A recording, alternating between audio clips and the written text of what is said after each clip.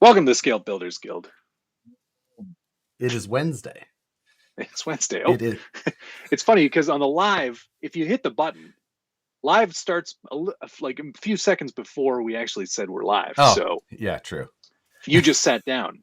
Oh, Anyway, welcome to the show, episode 115 of Livestream Takeover. yes. It's another week in a row. It's been I don't know what happened over the last week. It's just like this week is going very slow for me, and it's a short week because we had a long weekend. We had like Victoria Day, which is a celebration of Queen Victoria. The Queen. And what would you do, Josh, if you were celebrating a queen, like Victoria, for example? Drink? I don't know. What do Canadians? Incorrect. Oh, okay. You would light off as many fireworks as possible. Well, that's reasonable. So stupid. I hate it. You hate it because you're a dog owner now, and you're the yes. I didn't like it before because there's a lot of youths who decide that 2:00 in the morning is a great time to light off fireworks. You know what? I don't get mad at anybody lighting fireworks, even like the big ridiculous one. It's because I'm like, I did that. That was me. I admit I probably lit a few fireworks in my day. Maybe blew up a few things, as one does. But it was always in the daytime hours. Oh no, nighttime's the best time. There were actually a bunch of youths arrested down towards the lake because they were shooting them at people on patios. So okay, I mean, we used to have bottle rocket fights. You'd drive around town, sure, and you'd make a little launcher that looked like a gun, and you'd shoot bottle rockets at the other cars. And then we are not amused. So I take any fireworks now as I'm like, that's payback for what I did when I was a kid. Yeah, presumably. Anyway, yeah, not a great weekend for that. It was loud, and we're also looking after our neighbor's small dog, which makes it like 10 times worse because there's two animals. So you got two shaky fur balls in the house. Correct. You want to go outside? I'll just pee on the floor by the front door. It's fine. Don't worry about it. No, I'll wake you up at like 3:30, and we can go out then. Okay. Yeah. They're there. All right. This week's going very slow for me, despite it being a short week. But it sounds like it's going quick for you. Like it was just, I swear to God, it was just like last Wednesday a day ago, and now it's this Wednesday. I don't know how that happened. But also, we had a comp this last weekend. So that was Saturday, and then Sunday I wasn't able to walk a whole bunch, so I pretty much sat around. Is this one of those comps where you don't actually have to adhere to any rules? Yes. It's just like run what you brung? Kind of. There's a handful of rules that are they're mentioned but hardly enforced, but they build really tough courses, and that is the part that I like. So it's great driving practice. And I have a video all done for it, the whole deal. Excellent. And I was just like, I'll throw the scores at the end of this video. And I said it like 3 or 4 times in like the end, the kind of outro part of the video. Uh-huh. And they still haven't posted those scores. And I'm like, I don't really have a way to edit around this. So I'm just hanging out here. Into it. Yeah, I'm just hanging out here until he posts the score. And I messaged him yesterday. I was like, hey, you going to post those scores? And he's like, yeah, definitely. I was scores? Like, you know what? I didn't check here. I should check now just to see if... Nope, still not up. It's okay. Yeah, okay. Well, great. You're kind of busy right now. Hurry up, Marshall. Tory Hunt. Hey, Matt, you should pick up the capos 6er. Love to see what you would do with it. I would get it, and I'd be frustrated, and I'd throw it in the garbage. Yeah. Based on... Josh has a capo. I do. He doesn't often talk about it. I don't. Because it's not done. Unhappy with it. They sent like 3 or 4 revisions of parts. They're like, try this one. Like, yeah. That doesn't fit or work either. Like, oh yeah, we agree. They're like, we got another one coming. And they sent that. And then like that didn't This one's fit. going to be better. That didn't fit, and I just stopped. I didn't send another email, anything. And then I'd get like another one in the mail. It's just like, honestly, like I'll never buy another, or never own a capo anything. All right. Well, there you go. Plaid and orange order has been restored. Hello, Logan. Matt and I started our Skype call, and he was wearing a VP hat, and I had no hat on. Wow, it's opposite day. This is not working. RC playtime. I invented the question mark. Lasers. Is it I invented the and then just question mark, or like invented? Summers in Rangoon, luge lessons. You know, typical stuff. What? My father was it's the whole monologue from Austin Powers. Oh God, like, I do not remember that part at all. My mother was a prostitute, a French prostitute. My father used to make up ridiculous claims like he invented the question mark. DRZRC. Wow. Thank you, sir. Hey, Josh, have either you or Matt vinyl wrapped body panels? If so, any advice for wrapping aluminum? I have bought pre-made vinyl wraps or skins for bodies before a number of times. If you're trying to like just do it off of sheet, the best advice I could give you, like if you're dead set on that, would be to wrap the body in blue masking tape and cut it off in sections, and then peel those off and lay them flat. And if that won't lay very flat, like you can get some leeway. But if it doesn't lay too much, you're going to have to do like relief cuts and things like that. So you're going to need to do it in sections. But blue masking tape will be your friend. Heat gun. If you're using proper like automotive style vinyl, air release. That'll accept a lot of heat. It'll air release, and you can stretch it around. Yeah, you need to get a much good success air release vinyl. Like if you don't, you're in for a miserable time. Yeah, so it's gonna not be good. You can't get the stuff for like your Cricut and put that on a car. That's not going to work. Don't do that. Don't do that. John Roberts, 1.6 RC. Thank you very much. Great video, Matt, on the BRX-02. What a contrast to recent RC four-wheel drive releases. I did watch your BRX-02 video. Are you a believer like me?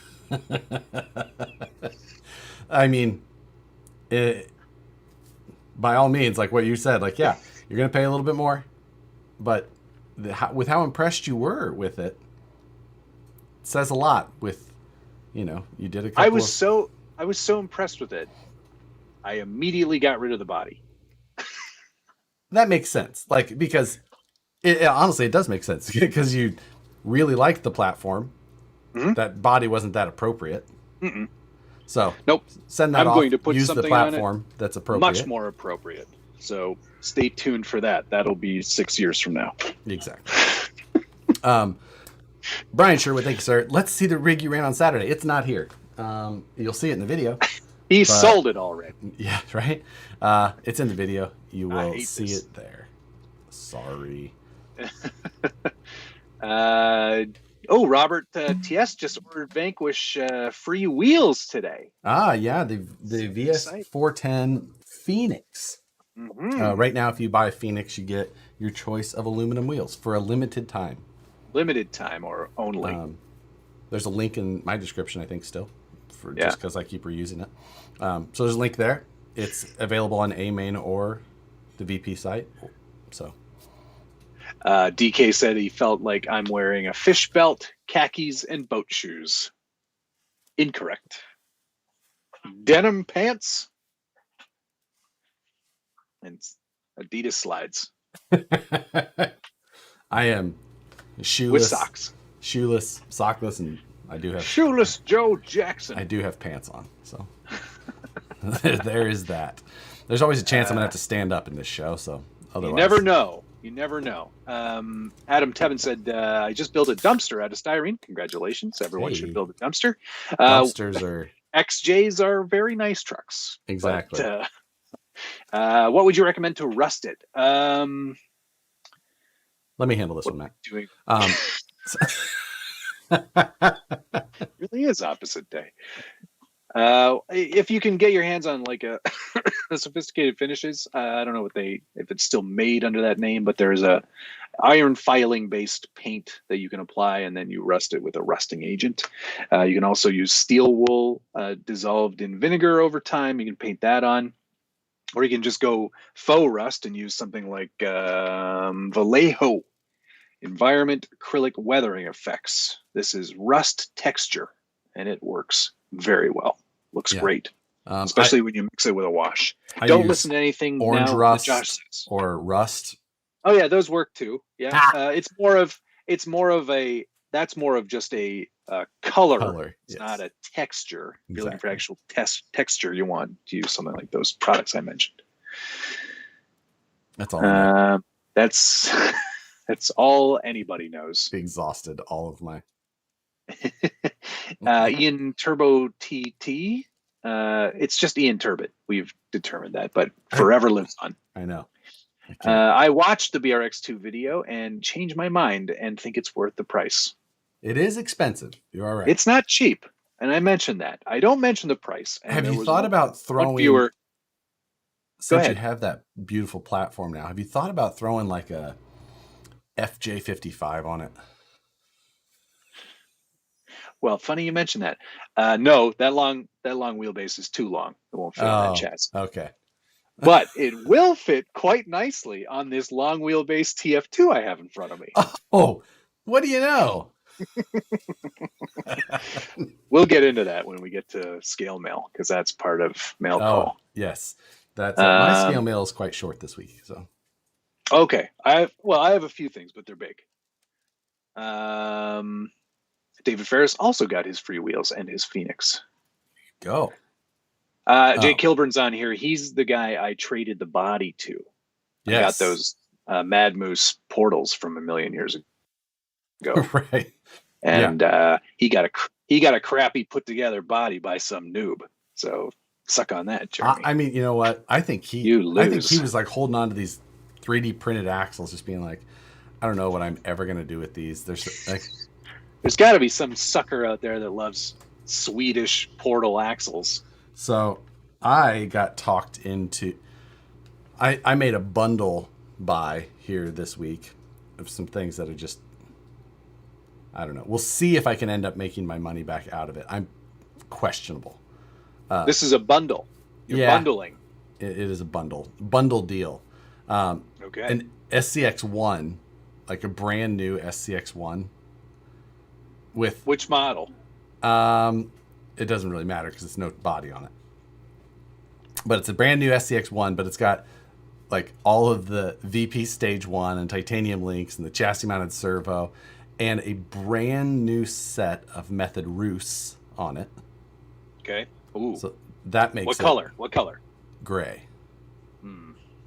Not a bad color, either way, they're kind of fun because we only made them in clear black and gray. I know, but gray is the worst one. No. Yes.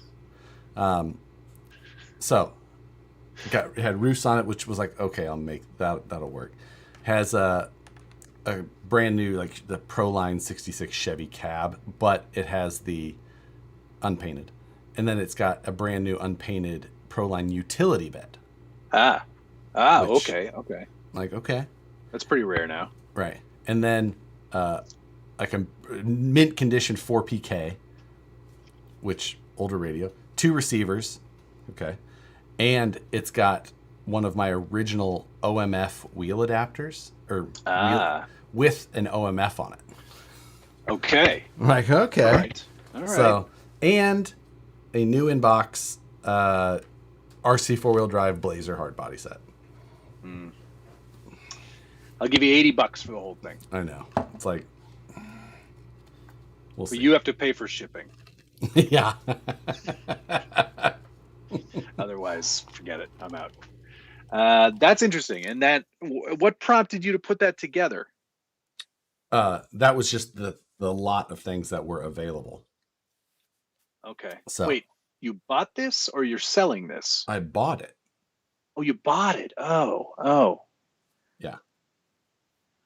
How much did you spend? I don't know that I'm ready to disclose that part of it. Is Nicole watching? No. Well, she's here now, so she's not watching. She only watches when she's thousands of miles away. Just to get her Josh fix. Yeah. Right. Before we started here, and there was a commotion outside. Yeah, there was a commotion. What in the is going? So I went out there, and Suki was doing her thing, being annoying. Suki. So Nicole took the wheel off of the base, so she would stop running. Except Suki just got on it and started going this way, the house. And then just pushing the big wheel. Yeah. So I had to go lay it down. I see. All right. What is Josh going to do with the Blazer hardbody? Yeah, exactly. It was a weird pickup. I'm not. It's only all of these things are only because they're like. It was a lot. New. And it was a lot. I'm not planning on keeping any of it. I'm selling all of it. I'll take the roosts. They're going on the vehicle. That's the only way I'm going to sell an SCX1 is if they have the roosts. I don't know. I think you could do it without them. Kyle Kennedy asks, Matt and Josh, what are your guys' plans with the base camp from here since the 24-hour build is over? Well, I'm going to run mine probably this week and shoot a little video with it. I'm going to take mine to Axial Fest. I'm probably going to, I'm keeping it. I'm not selling it anytime soon. I'll probably keep it because it's I like the platform actually. I think it turned out pretty good. So I'll probably keep tinkering with it more than anything. Matt's going to paint me a new body because he, for some reason, in a moment of weakness, which I never forget. If he does, I'm like, oh. He's like, I'll paint a body. I'll paint. I'm like, done. Why do I agree to these things? I already know what I already know what I'm doing. I sent you I already have the paint scheme worked out. It's got to work with my gold wheels. Yeah, fine. Okay. I can make that happen. Imagine I just send you this one. Yeah. No, there you go. You want it. Then you take the clear body I send you and you paint it for yourself. Like, what the? Yeah, I'd be like, thanks. Yeah. Thanks for the free body. That was my practice body. Talking about practice. Start to flip that truck new season. Yes, that's the plan. Because that's why he bought all that junk. I have 4 trucks for Flip That Truck right now. I have a lot of trucks for that too. They're all over here. The first one I hope to film this week still. And it's the green, that terribly ugly green one. Do you remember that? That's not attractive. That's the one. And I was like, I should paint this. And I'm like, nah, I'm not painting it. I'm leaving it. I'm just going to clean up the things that are wrong with it underneath. Yeah. Don't change anything else. Checkered pass. So Lexan free 2023. Wow.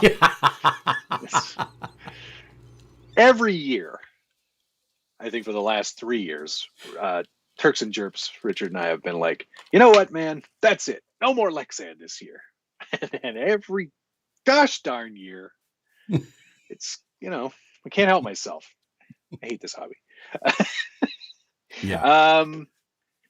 Dave Zilla. Hi, Dave Zilla. Hey, Matt, did you build the Tamiya Porsche yet? No, I'm saving that for a live stream on a weekend during the day so I can get some Euro trash to watch with me. Good call. God, that's going to be so nice. I can't wait. I'm super excited. What I might do, though, is paint and finish the body before the live stream so it can actually be like, sablow, we're done. Absolutely. That's the way. Oh, it's going to be the way to go. Brett was asking if either of us sold our C1 or C2 trucks yet. Oh, we have a spammer. I sold C1. Is it a good spam? I'm not. Is it the Dana got it.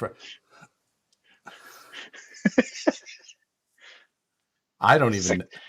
Special ladies I delivered can't. to your Whoever's home. if you're in there, if you're in the chat, maybe you saw it, but that was. That dumb guy says, I was going to click that.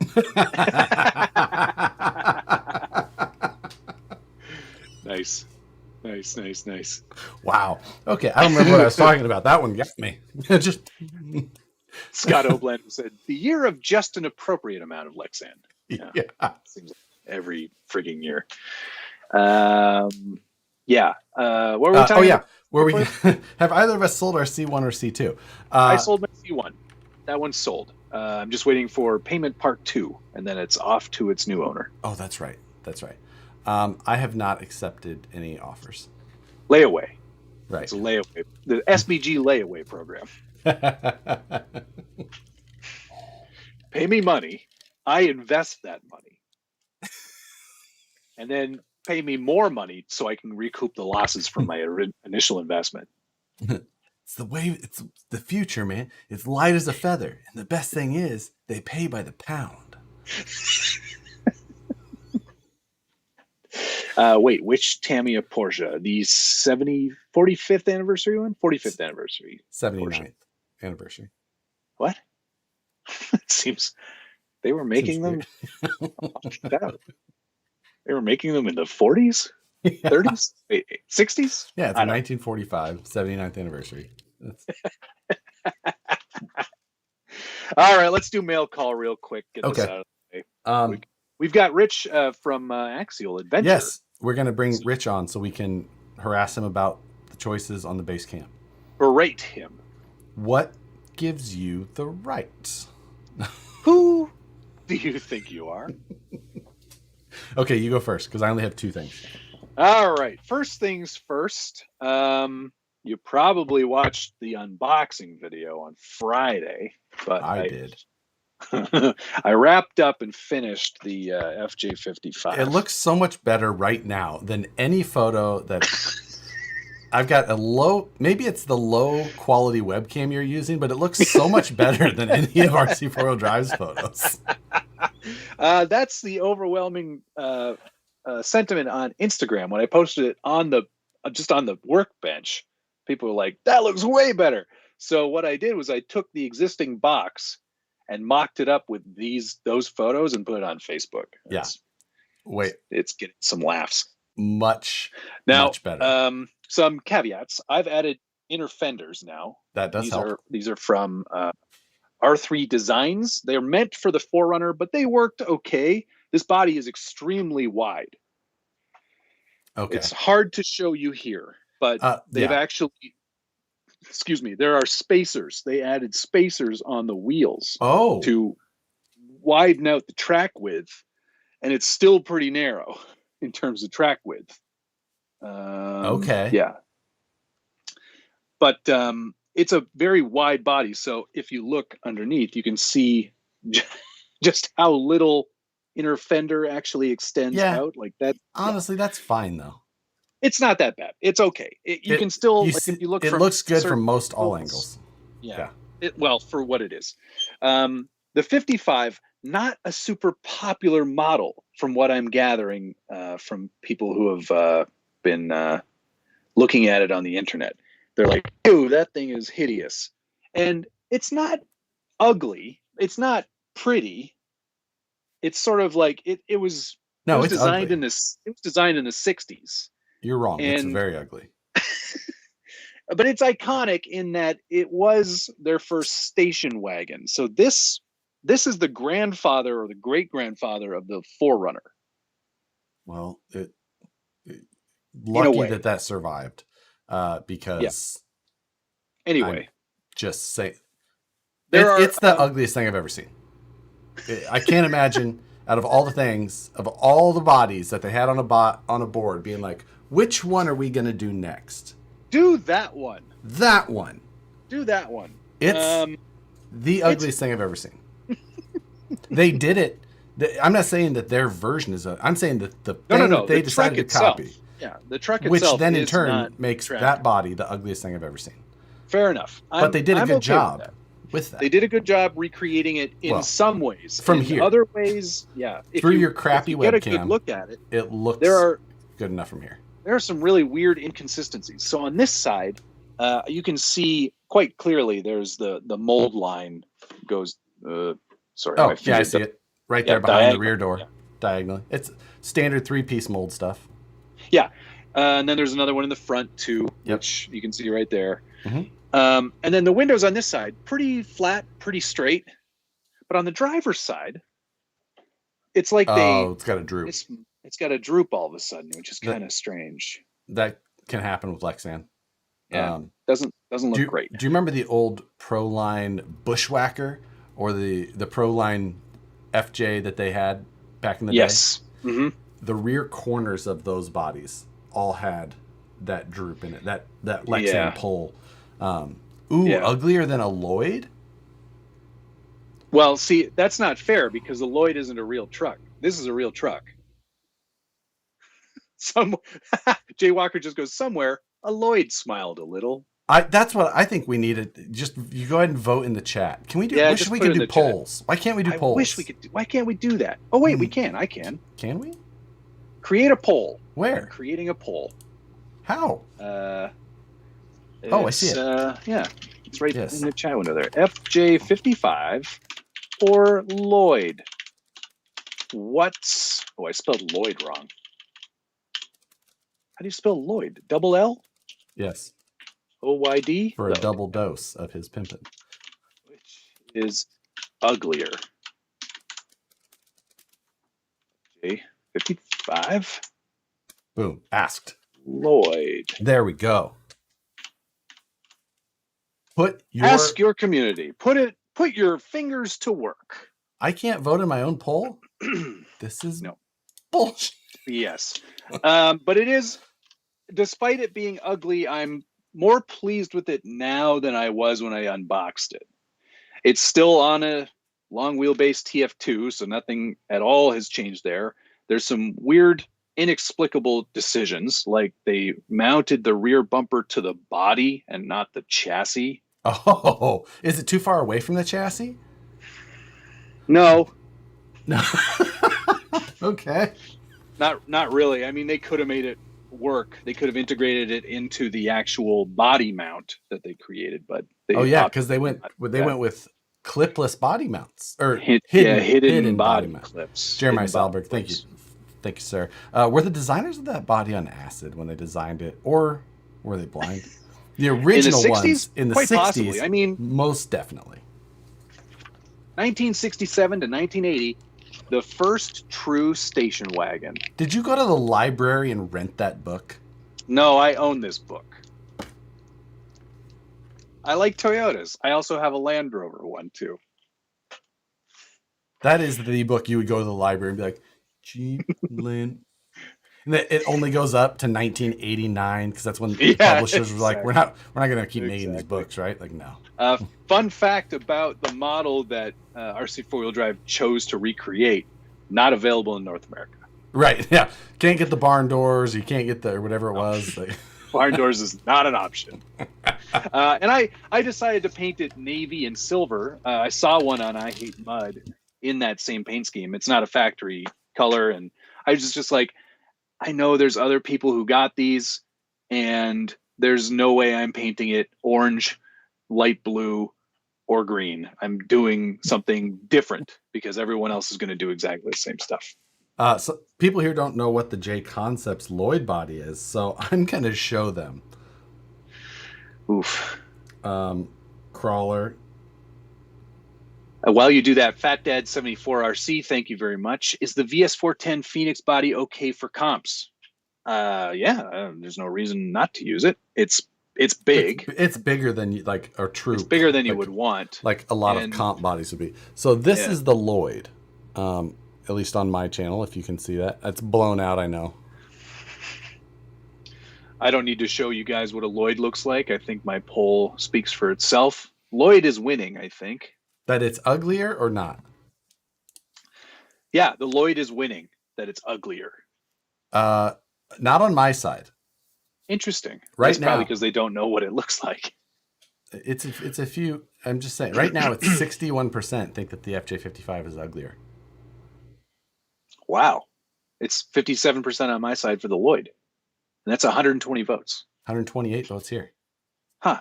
That's And interesting. let that Okay, roll well, because that's yeah, pretty interesting information. let's keep that going. It is very interesting information. Josh has never been to a library. You don't rent books. Check out books, whatever. I'd like to rent some books, please. I haven't been to a library. I was at a You rent Blockbuster videos, before the yeah. last time I was at. I've been at a Blockbuster more recently than a library. Hello, I'd like to check out this video, please. Get out. The Lloyd is actually a Kaiser Jeep. Well, yeah, but I get that it's supposed to be like an M715 or whatever, but yeah, it's supposed to be, but it's not. Yeah, it's. I mean, I'm not DK. I'm not even saying. So, yeah, Matt's viewers have taste. That's all it is. Where are the Goat 78 goes? Where are all the orange books at? Okay, show us something for mail call. Let's get through this. Let's hurry up. Well, first thing I got a new Milwaukee tool. I got a new 3/8 M12 ratchet. The good land. Yes. God damn, spammers, man. Not here. Thanks, Ben. Dane got the last. I don't have enough viewers for the spammers here. What's that do? Is that a? It's a ratchet, like a. Oh, a ratchet. Yeah. But I'm gonna be building a mini trike, so I was just like, wow. There's gonna be at least a dozen bolts on there. I'm just like, mini trike, I need to buy some more tools. I have every tool I could build this just fine, but it just seems like a good opportunity to expand. Oh, and my welder shipped today. Excellent. That's not here though, so not. Shut up about it. But hey, yeah. Sorry, quickly, just back on this iron pig body for a second. There's a really interesting. It looks to me like whomever designed how this body. Oh, the spammers just showed up. They're like, oh, feeling lonely over there. Oh, that sounds terrible. Is it right in the S? No, it's like I'll just screenshot it and I'll share it with you later. Is it something about losers? No. Okay. It's a little more. Yeah. I had some interesting ones over here. It's it's pretty much yeah. Okay. The thing about the body, it's almost as if whoever designed it was given a Vanquish Origin or Pro body. Yeah. And was like, this is how the interior should do. And then they went, got it. And then didn't pay attention to any of the things. Because it's the same kind of interior tray that slides in and contours and matches the inside of the body. But they put all the dimples in the wrong places.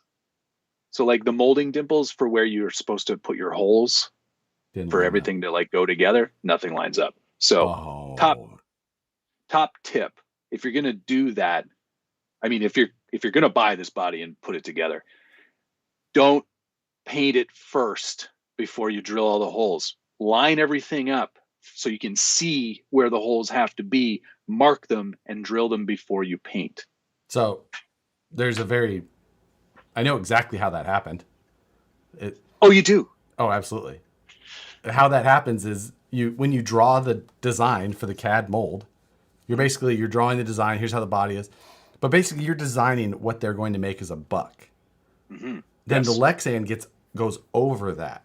So you add 1.5 mil, So then you had designed your interior tray and you would think that like, oh, well, I designed that to fit. So and then as those go up, everything will just keep, and it just doesn't work like that. You end up with things that just go too far or whatever. You have to plan ahead. Yeah. For this body specifically, to get everything to line up, and there are a lot of holes to drill and some big ones at that, like 7.5 mil holes. What for? The rear taillights. Use a body reamer and do it before you paint it. Otherwise, you will hate everything. Use body reamers? Yeah, I'm a pro. You should just score and snap. No, not for holes. Score and snap everything else. But You're going to put a hole in something, you want to ream it. Terrible.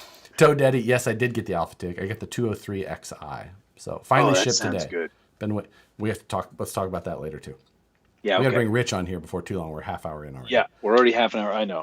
Okay, so you showed us my last tool. My last thing, I got super glue restock from Starbond adhesive. Starbond. I got another big accelerator.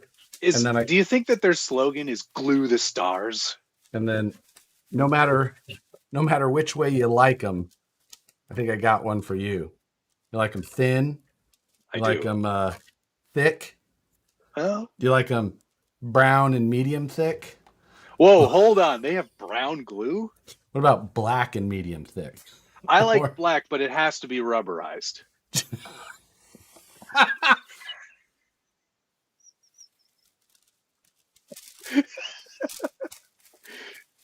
Banner episode again. I'm done. No, this is the one that when either of us die, they're going to play this one back at the funeral. Neither of us are ever running for any sort of office. No. I'd rather complain about my elected officials. Here's something I got. I got a new camera. There we go. This is the Alpha 7C, which is a full frame format camera. It's my new shooting outside camera. It's such a nice camera. Not. It's really nice. And I got a new zoom lens with it too. This is a 17-28, so it's a really nice wide angle.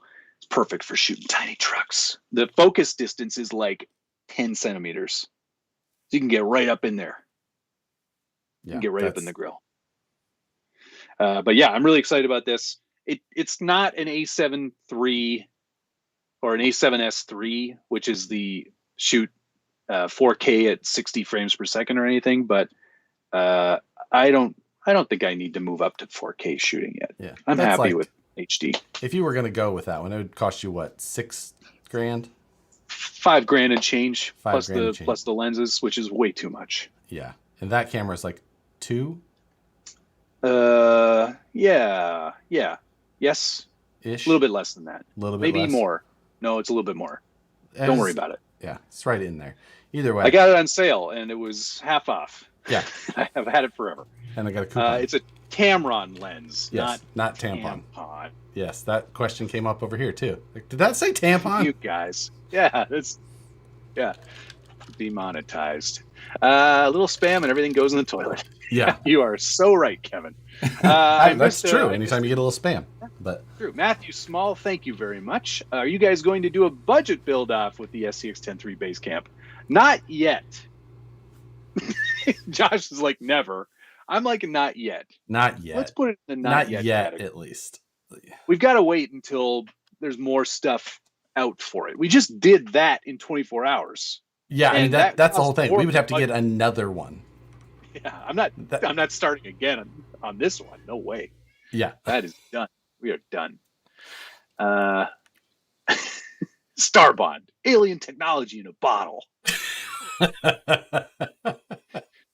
I think glue the stars is more appropriate. All right. Two more things. Okay. You got your steering wheel. I'm taking over the sim racing world. For a PlayStation? Well, it says that, but it's just branded as a PlayStation. Okay. It's ready for PC. Okay. Yeah.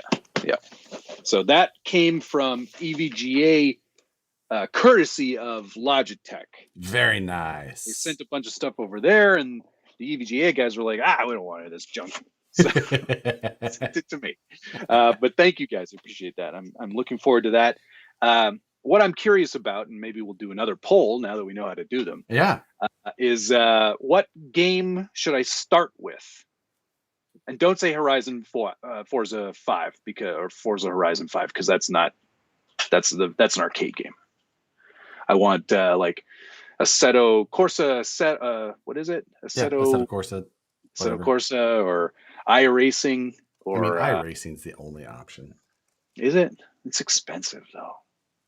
You gotta pay a monthly fee. You gotta take it serious. You gotta be serious about that too. So I don't know if I'm serious yet. Yeah, that's Farming simulator. I have that. What I know it works with Mud Runner, Okay. so that could be kind of cool. I like BeamNG, but it's not really a racing game. It's just kind of an open sim. Yeah, Sim is good though. Sim is a good place to kind of get the hang of things. You should honestly. I want you to try it just because I think we should try the multiplayer because we can do a stream on really it, right? good crawling, and they have they have 4-wheel steer crawl. It's the most realistic. Oh, I'm in. It's the best one for it. Yeah. So, Blue Dooley, the GoPro 7 Silver does 4K and it was under $400. Very different, very different indeed. Not all. You get a little more camera out of this, a little bit. Yeah. But yes, that is true. My GoPro Hero 10 does 4K. It does 5K even. Yeah, it does. And then finally, and then we'll get Rich on here because I'm sure he's dying to come on the show. Elegoo. This is sort of an interesting story. They emailed me and they said, "Hey, do you want to try out our new FDM printer?" I said, "I'm very happy with the FDM printer I have currently. Thank you, but no thank you." And then it showed up anyway. So I was like, I told you no thank you. I appreciate it very much, obviously. They kind of, I think their wires got crossed somewhere and they had already sent it before they asked me if I wanted it. They just assumed yes. Like, oh, really? I wouldn't even want it. But they're also sending along some other stuff in the future. So what we're going to do is when I have some Elegoo content to do, we'll do a giveaway for the Neptune. For the FDM one. Yeah. So stick around for that. All right. End of mail call. All right. You want to add Rich? Yeah. Let's end this poll. Oh, yeah. End poll. Ending poll. 56% for the Lloyd. 56% over here for the FJ being uglier. Wow. That is so weird. How many votes? 179. Where did my results go? It'll pop up in the chat. Oh, there it goes. I had 187 votes. Okay. All right. So we're right on the money there. Almost dead even that they are both the ugliest bodies ever made. I think we can firmly agree to agree. They would both ugly. They would both be the last girls at the bar. Like, I don't know. Like, you take Iron Pig, I'll take Forehead. Like, I don't know what you need to do. Is that what it's called? The Forehead? That's what the Lloyd looks like. It looks like it's all forehead. Like, all right, fire up the Skype machine. Okay, you want me to do that part?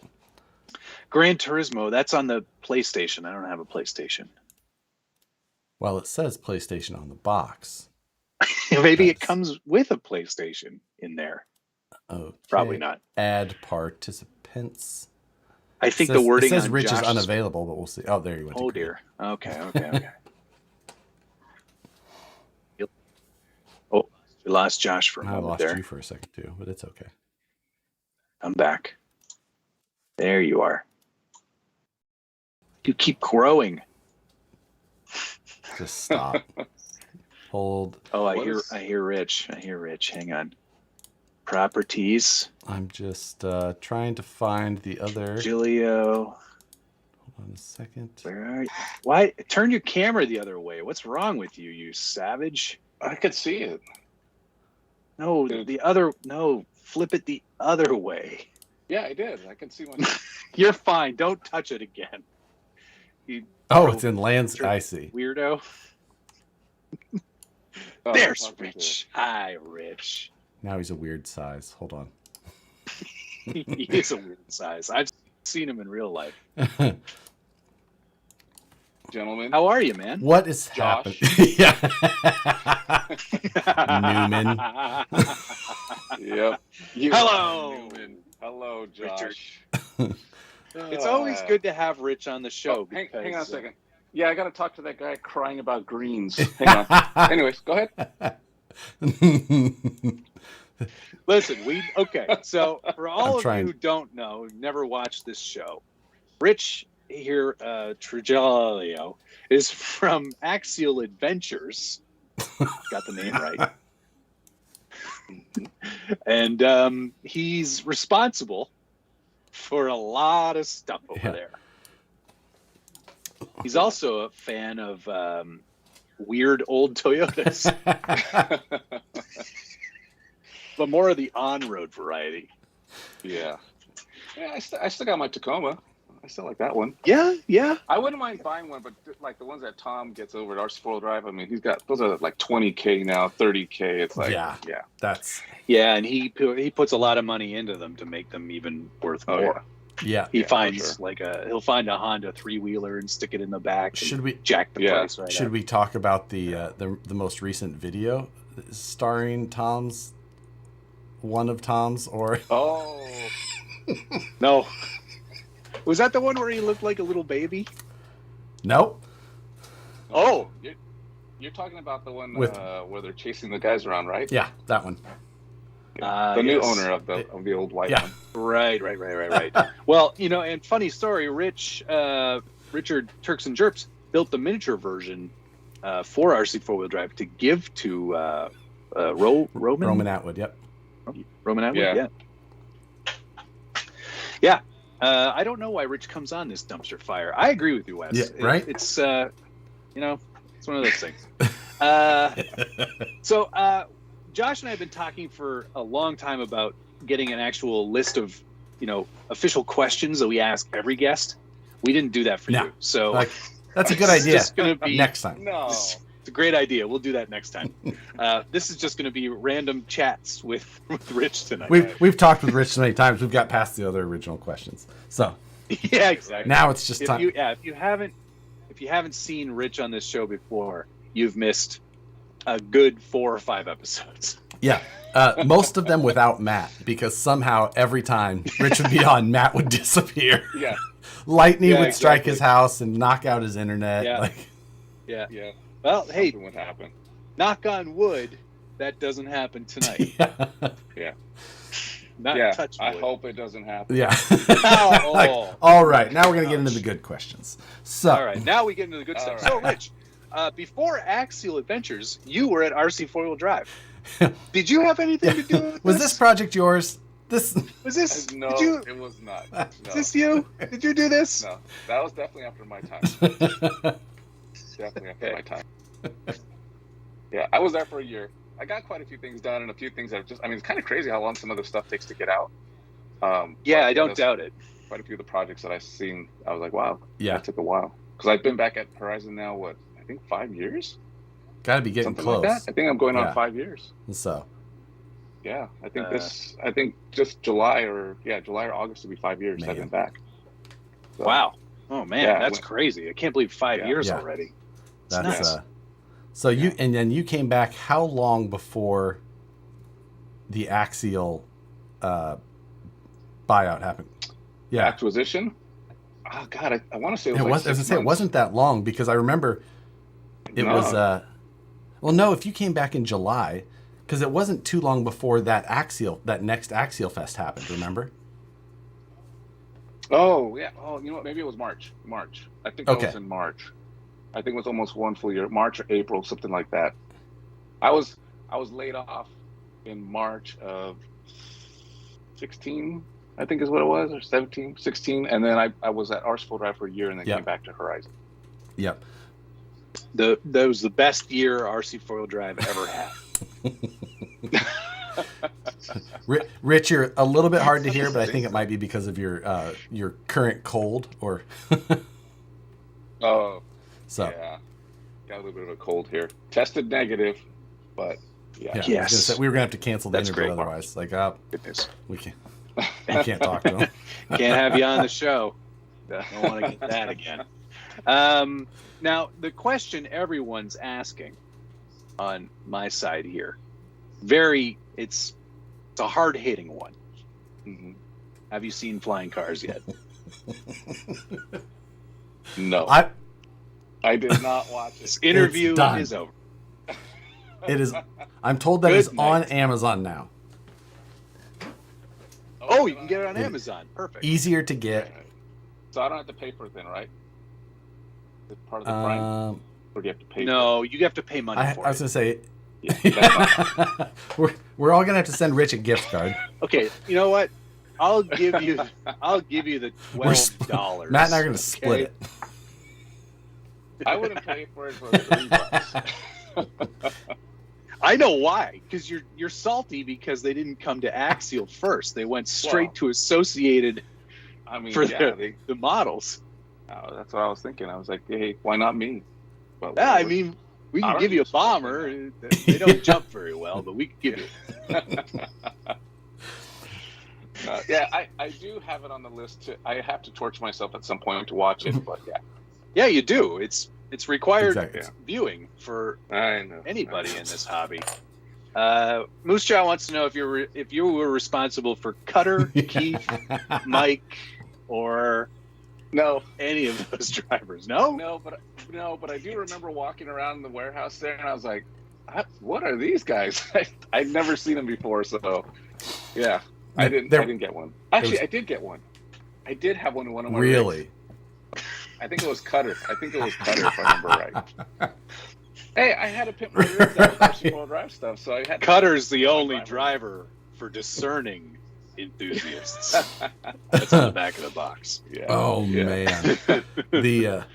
All right, enough history talk. Let's talk current stuff. So Axial Racing, formerly known as, is now Axial Adventures. Right. Is that correct? So what prompted that change? Because Josh was really cranky about that. Yeah, I know. He was all over that. I watched that scale news. I was like, oh man, isn't there another? God dang it. We'll have to hear that. Doesn't he have something better to complain about? No, you know what? As you guys know, you've been dealing with new people and branding and stuff like that recently over the last year or so. You know, Paul's like last the brand champion 5 or 7 years. There's been a new person in branding about every year. It has. They like to move them around. You are right. We have moved around with a lot of different people and a lot of different things. But I think what's cool now is that we actually have a path, and Paul is leading that path. And so now we have more people focused on what is the brand, what is the message, what are we doing? I mean, you're seeing it with Losi as well. I don't know if you've noticed that, but Losi's been doing a whole lot of new things. They got a new symbol. They have a new catchphrase. They're doing a lot more new things for the brand. So I think you're kind of starting to see that where we're starting to put that stuff together. That Losi logo there on the back left, that was an iteration of a logo that's not being used. So that one's out. Yeah. Don't use that one. That is the whole change of path and direction. And, a lot of it has to do with the Proline team coming on board. They've done a great job of marketing and branding over the years. And so now they're involved with us, and they've kind of helped us kind of get everything together and really start to put a message out there and kind of get it together of what it's supposed to be. And racing, I mean, we've all known Axial Racing, and nobody uses racing anyways. They always say Axial. It's pretty rare that anybody says racing, but there's let's be honest, your cars are pretty sucky at racing. So right. But the thing is that this group, our group, the guys that are on right now, we know Axial Racing. We've been around it for whatever it is, but there are so many new people that they ask, why is it called racing? They're just like, I don't get it. What do you guys race? We had the Bomber, which you could kind of race and a little bit, but not really. And so I think that's where this adventure part comes into it. It's bringing new people in. There's, just a lot of new stuff and kind of getting a consistent message. I mean, I think you saw it with, even with the Instagram stuff, we started changing up the format, the style that it was going, and you kind of saw some of the photos are nice, as well. So it takes time. I get it. Yeah. All for the better, absolutely. And I think that adventure does resonate really well with what this hobby is all about, and the return on experience. It's more about adventure than anything else. I get that. It's still just a weird change.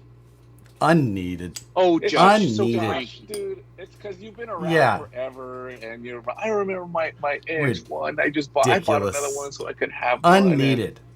But I know. And someone's asking, says, why don't you just go to change it to just Axial? Have you ever been to Axial.com? Take a gander once. I think they were actually spamming you earlier, that's weren't they? yeah. Axial.com yeah, is related to our spammers. Yeah. Screw Tinder. Visit us and be sure. That's the latest one I just got. So I'm helping them out by promoting. Okay, let's dive right in. Let's talk Basecamp. So, Rich, you were project manager for the Basecamp, and what stage do you come in on that project? Is it from pitch area, like we need a low cost one, or was it a? Yeah. So what it came down to is, Horizon does a lot of those dealer council meetings, and they get a lot of dealers involved and ask them what they're looking for and that type of stuff. And one of the things they wanted was a new version of an SCX 10.3 that could compete against the TRX4. Yeah. I mean, let's face it. Right. That's what it is. The challenge is that obviously during this pandemic time, prices have gone up like crazy. This thing should have been priced a little lower. I know we got beat up here. It was $389, whatever. And again, we're getting a lot of these people, hardcore guys like us, that are like, what is this thing? But it's aimed at all the new people that don't necessarily want to drop $559, $549, $519, whatever, on what we consider the new platform. So the challenge was to kind of come up with something that would fit that market space, was still an SCX 10.3, but I could also improve it the handling wise, because the SCX 10.3 JLU, the Gladiator, which works pretty good with the long wheelbase, but you have that motor sitting up high and far forward, and we did that to clear the interior. It was more of a path of going down, trying to be a little more true scale than anything else, rather than performance. And then the market kind of shifted a little bit. The guys started going a little more performance oriented. And the crazy part is that the loudest people on the internet are our small group of competitor guys in comparison to the general consumer that comes in, so you two guys, Matt was looking around the room trying to find someone who's competitive. Like, I'm not competitive. Like, yeah, I don't. Have you seen me drive these things? It's terrible. Well, you know what I mean. It's the guys that are, I want this, I want that. They could have done this, they could have done that. And it's like, I still have a budget to meet. I got a price point to meet. Can I? We talk about this a lot. Yeah, it's like, everybody's like, why didn't it come with clear windows? Well, I can't. That costs quite a bit more and affects the overall price. Why couldn't I have done a better sticker window? Because I just blew out on it. I just didn't do it, and I can make it a little bit better next time. So I'll take that. I get it. I know it's a little too silvery. We talk about this a lot. Like, it's not uncommon for people like us in this realm to really focus on these things and be cranky about stuff but we are a very vocal minority. There is a larger market out there that doesn't even pay attention to any of the things it's 10 o'clock that pays attention to the things we're doing. We are not the be all end all. And what Axial and all the other companies that do this stuff, they do a lot of focus group testing, and they look at the market from a lot more varied perspective. Yeah, I mean, the Basecamp makes a lot of sense, and honestly, it's my favorite SCX 10.3. That's I was. Yeah, I mean, for all intents and purposes, it's the best driving. Right. Which is part. I had honestly the JLU looks great. I've never owned the Gladiator, oddly, but driving the JLU wasn't my favorite part, but this one drives great.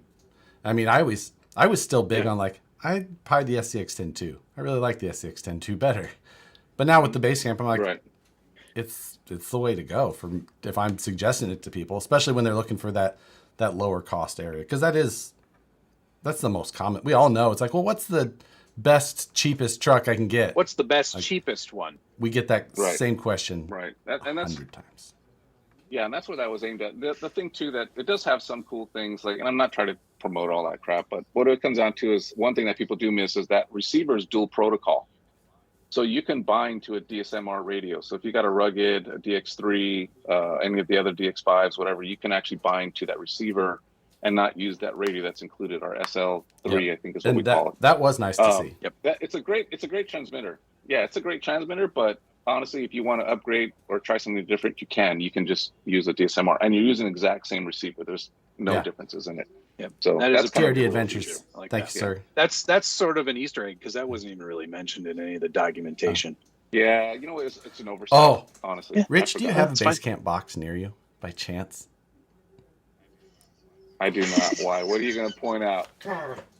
Do you have? Go find yours, Josh, because I can. Let me Dave see. Sharp, thank Hold you on a very second. much. Why not go to Axial Fest? TRD Adventures Go had ahead. one. He says, I was digging the adventure on the end. Tell Rich I'm digging the base camp. I may have went overboard on it. Matt and I can join you on that sentiment. Let me see if I have my box here. Yeah, we're hard on people, but it's all love. Dave Sharp, thanks very much. Why not go to Axial Fest Badlands, Rich? Come join the fun in the Midwest. Also, we have a flying cars viewing. I actually was there last year and I loved it. I had a great time. It's a fun experience. This year I'm actually going to be doing West Coast. There's just too many projects, too many things going on. Sure. So That's fair. I'm not going to be able to make Badlands this year. But Badlands was fun. I really liked it. It was I mean, I have not been to that one. I may end up trying to trek out that way. It's in July, right? Or is it June. late it's in June? Yeah, it's in June. Oh dear. Around the corner. Yeah, might be tough now. Okie dokie. I don't have my box We'll see. here. I can road trip it. All But right, it was what- funny, darn it. What was it? Come on. Oh, On- it was the two on the, lines the repeated. Like one line was the panel on the box that has my like box. the axle shot. You have the text that you had from the Capra where you used it, and then you added the new text just in a second paragraph. So it's the Capra Right underneath. paragraph, Yeah. and then it's the base camp paragraph. it's pretty good. Do you know how many of us read that and still miss it? I've never even noticed it. I got to go back and look, dude. I'm telling you, because I probably looked at 5 versions of that box. We have a bunch of people that proof it and stuff like that. But I think the challenge is we're a big group doing box arts for Losi, Arma, Proboat, Axial, TLR, Spectrum, Dynamite, you name it. And so as you're getting these proofs and going through them, sometimes one of my tricks that I like, and I know I didn't do it, is looks good. Yeah, I read the paragraphs backwards from bottom and go up to try and catch stuff. But I don't think it worked. I did on that one. Yeah, that's great. So now that this base camp is on the market, can we expect to not see the 10.2 Great question. variants like the raw builders kit or any of the other options out there anymore? Are those all going to hit the hay?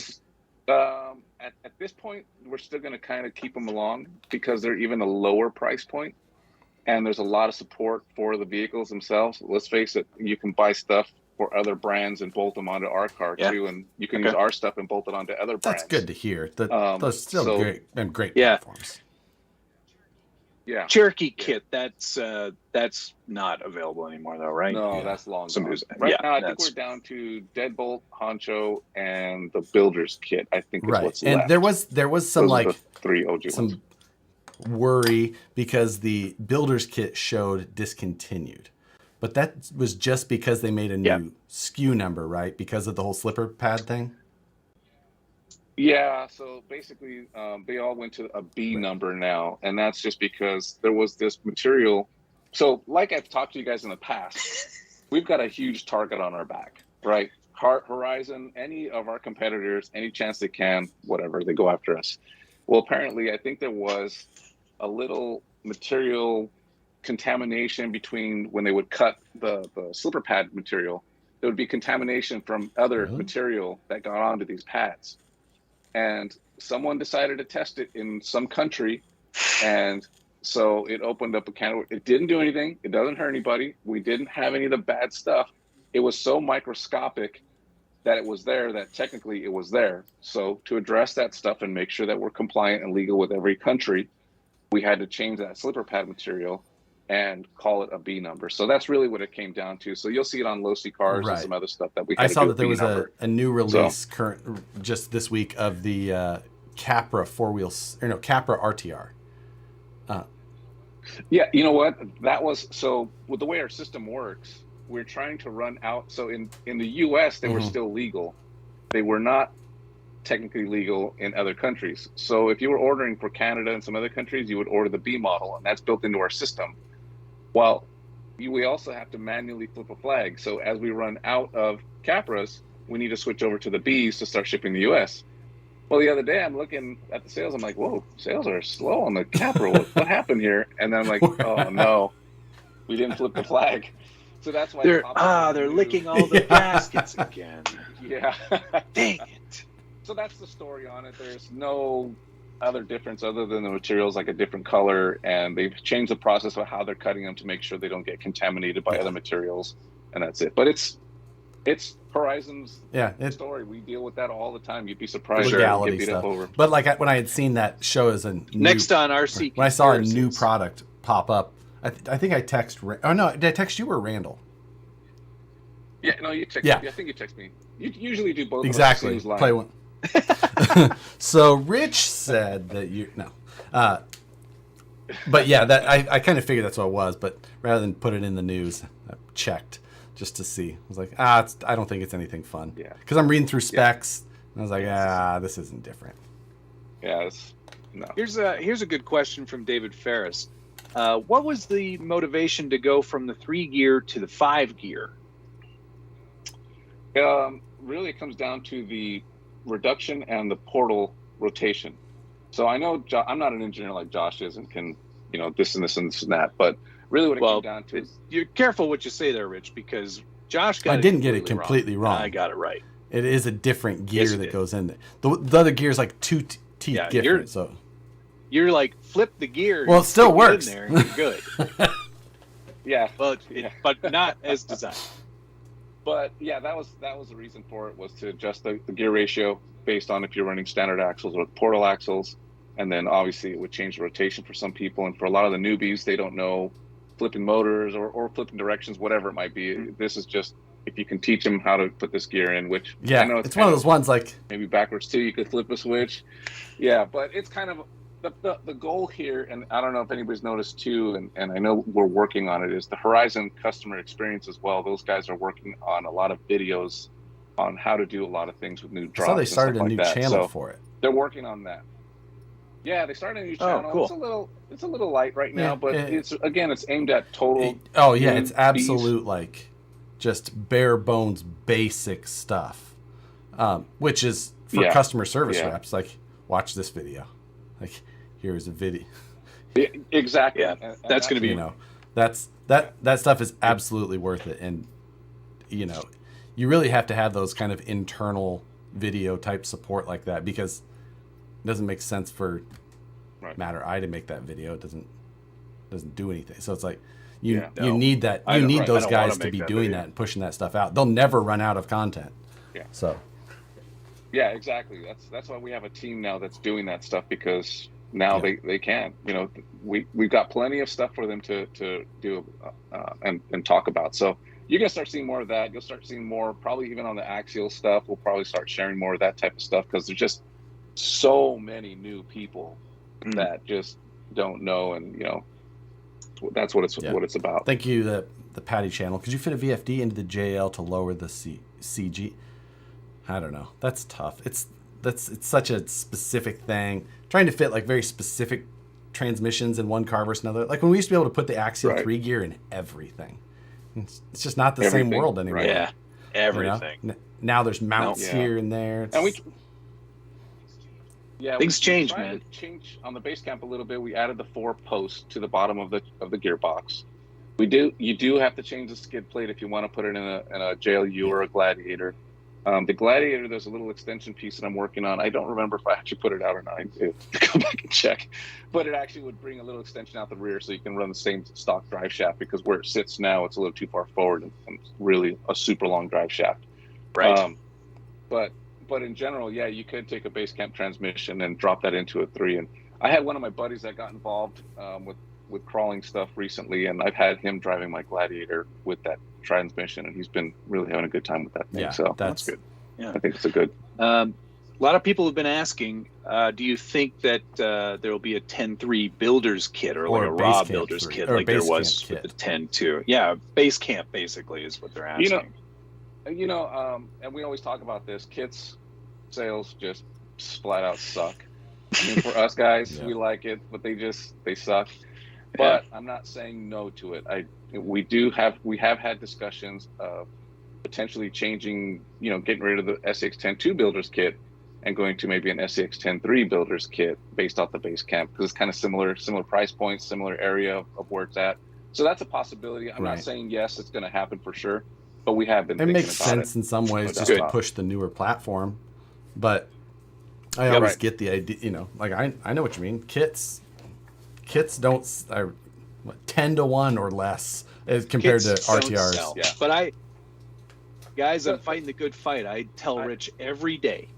Dude, you're not text the only him every morning. It's what I like. I prefer kits, but when you look at kits, they sell great the first 3 months, and then all the guys here on Scale Builders Guild and Harley's channel and all that stuff, we bought them all, and all right, we're good. Yeah, we don't need them anymore. We don't need them anymore. Speaking of things we don't need anymore, Scott Oblander, thank you very much. Will the AR-44 continue after the 10.2 is dead?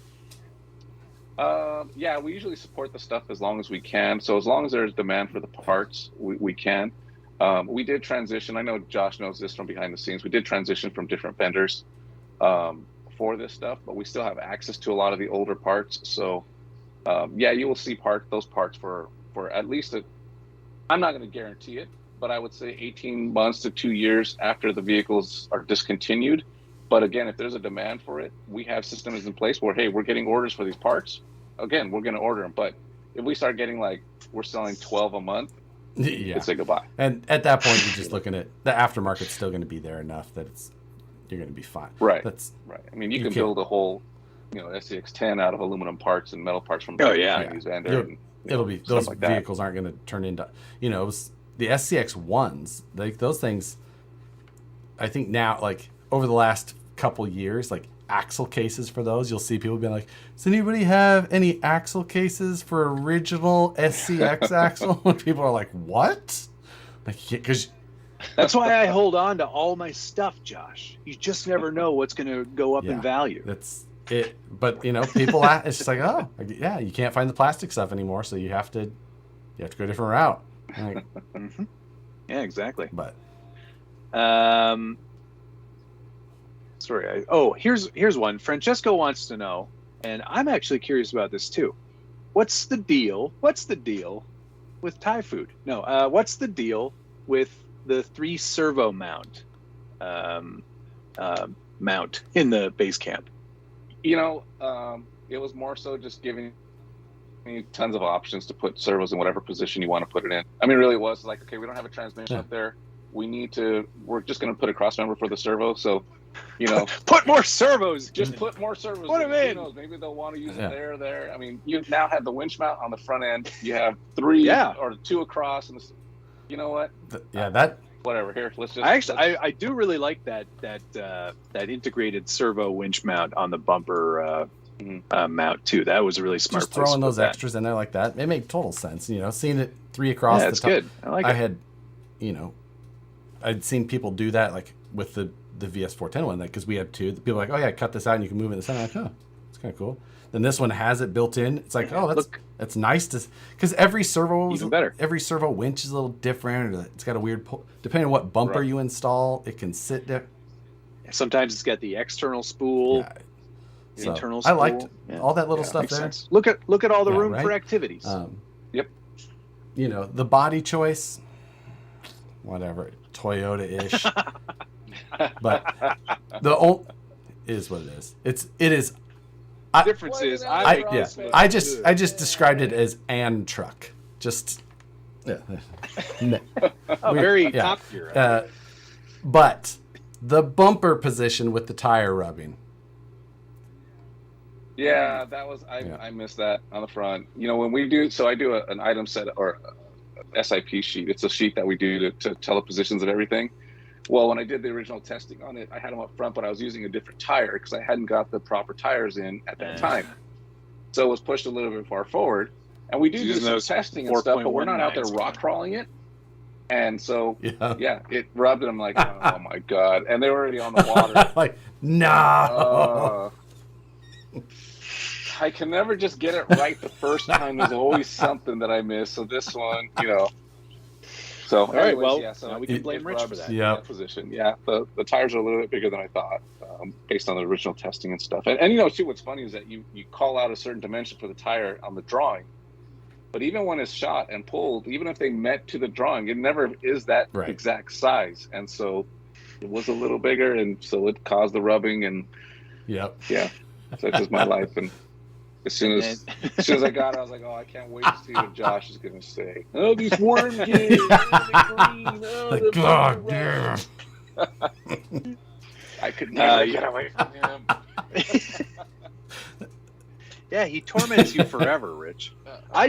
I don't say anything, and then I just put it in the video. That's much more my style. Yeah, no. I just like to wake him up. Hey, it's 7 a.m. Hope you're awake. Did you know that?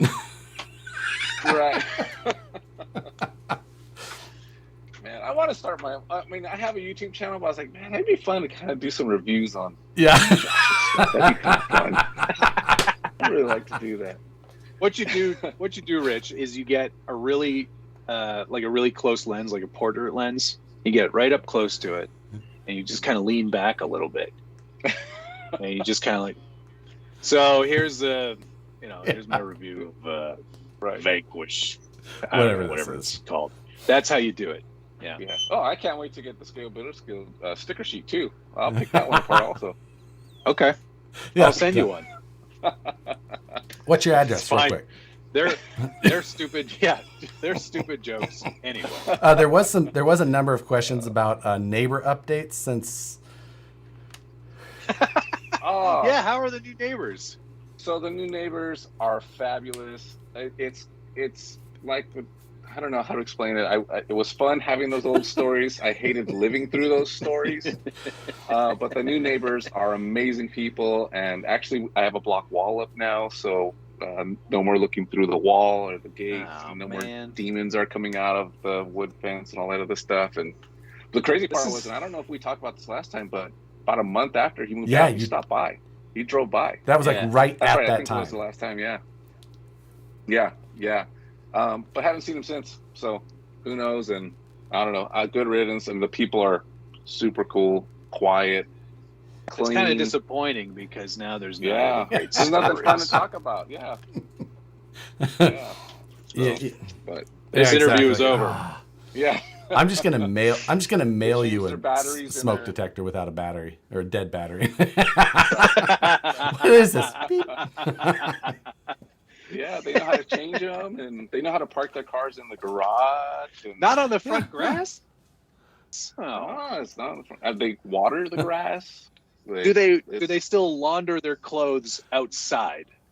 No, these actually use the washer and dryer in the garage, believe it or not. It's pretty amazing. Man. So it is sad. Nice though. After 8 years of dealing with tenants living in that house, it's so nice to finally find a good family. It's just no fun stories. You know what? Still reasonable. Here's a question that I don't understand, but I'm sure you will. How's the old Hachiroku? Hachiroku is Japanese for 86. The chassis number of my right-hand drive car is an 88.6. So yeah, it's good. Nerd. Yeah. Hey, it's so funny. Like I drive that thing to work, and I had this lady pull up next to me, and she looks over and she looks at me and she's like, what?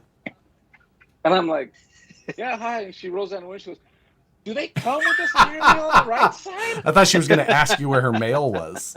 Like, yeah, I know. And I was like, yeah, they come this way from Japan. Oh my God, it must be so hard to drive. I was like, no, it's not too bad. And she was all excited about it. So yeah, you get those funny stories like that. People looking at you weird. I would save so much money if I drove a right-hand drive car. It just wouldn't be going. What do you do? Exactly. I just wouldn't go through the drive-through. Like, I don't need coffee. It's fine. Yeah, I don't. Or I have my kid go with me. That way he has to handle the order and all that stuff. So, you could just reverse through it. Yeah, reverse all the way through. Yeah, I guess I could do that too. I like do the pickups though, because they do walk over to the wrong side and they're like, oh, what the heck? And come over to the other side. That's nice. Yeah. Checkered Past wants to know: do you have a favorite Axial or Losi product? Losi for me, even though it was a huge nightmare, would be the comp crawler. I really liked that project. That was a fun vehicle for me. For Axial, the SCX6. Yeah, good. Yes. Good answer. That's a good That's answer. a good choice. That's my favorite. That's a good answer. That's my You can favorite. stay. You can stay. Yeah. That's still like, I think of all the Axial stuff in recent memory, that's still my favorite to take out because it's just so big and stupid. I love did driving miss it. one from Toad awesome. Daddy here. He says, "Is Rich going to drive his mail delivery car to Axial Fest Badlands?" No. We're bringing the Tacoma for that. What's up? No, not Badlands. that Tacoma color. That's the only color you decided not to go with on the base camp. You have what is it? Sand? Yeah, it's like that quicksand color. No, Quicksand. I have the quicksand. Yeah, I have quicksand. You have quicksand. We went with that. You went with the green, the Cement gray, cavalry blue, and cement gray. Yeah. Okay. I don't have a question. We're just stating it. I want to sit here and and just let it stew there for a little bit, right? Just let it kind of. Now it's all right. What? I don't care. I do appreciate you sending me the best of the worst. Oh, okay. Because gray is the best, right? We're agreeing. Gray's the best. I agree. Actually, blue's the second best. Yes. Green is the worst. Oh, Absolutely true. why would Josh get the green one? Let me think. It's almost as if you planned it, Rich. It's like, for me, it's the best thing in the whole world. I honestly, I was really hoping that you were going to send him one of the hammer rays, and it was the green one. I was like, right? Please send him the green one. That is so ugly. That is the ugliest color possible. Oh man. Any chance I get, Like, wherever I can get them. I can just. I wish I could say that was on purpose. It wasn't. That we just put a label on it. He got the Never fails. I know that in the warehouse, it's just like, send them that one. There's that one 10 over there? boxes I don't here. know. Just put a label on each one of them, and and anything orange, do not ship to him. Block. Yes, Orange, you do not not send it to available. Josh. He does not get one. oh, Why the grill on the hammer ray? I could probably answer that one. But I won't. I'll let Rich do it. He's our guest. Because it's not really a real official Jeep. There's no deal with Curry and Jeep on that particular vehicle that I'm aware of. And so that's why that was done. If you start to do that Jeep grill, it has to be licensing, and Jeep didn't want to have that grill on there. We asked and we talked about it, and it was just one of those things where they said, no, it's not necessary, but we don't want you to use our grill. So there you go. And also, they don't ain't no Jeep IFS. Yeah, that's the main reason. That's the main reason Jeep didn't want to do it, because it had IFS on the front. It's not something that they do, so you're not putting a Jeep grill on it. Heck, let's see. Is there going to even if have you done much? You didn't come up to the Axial Fest scouting thing up here, right?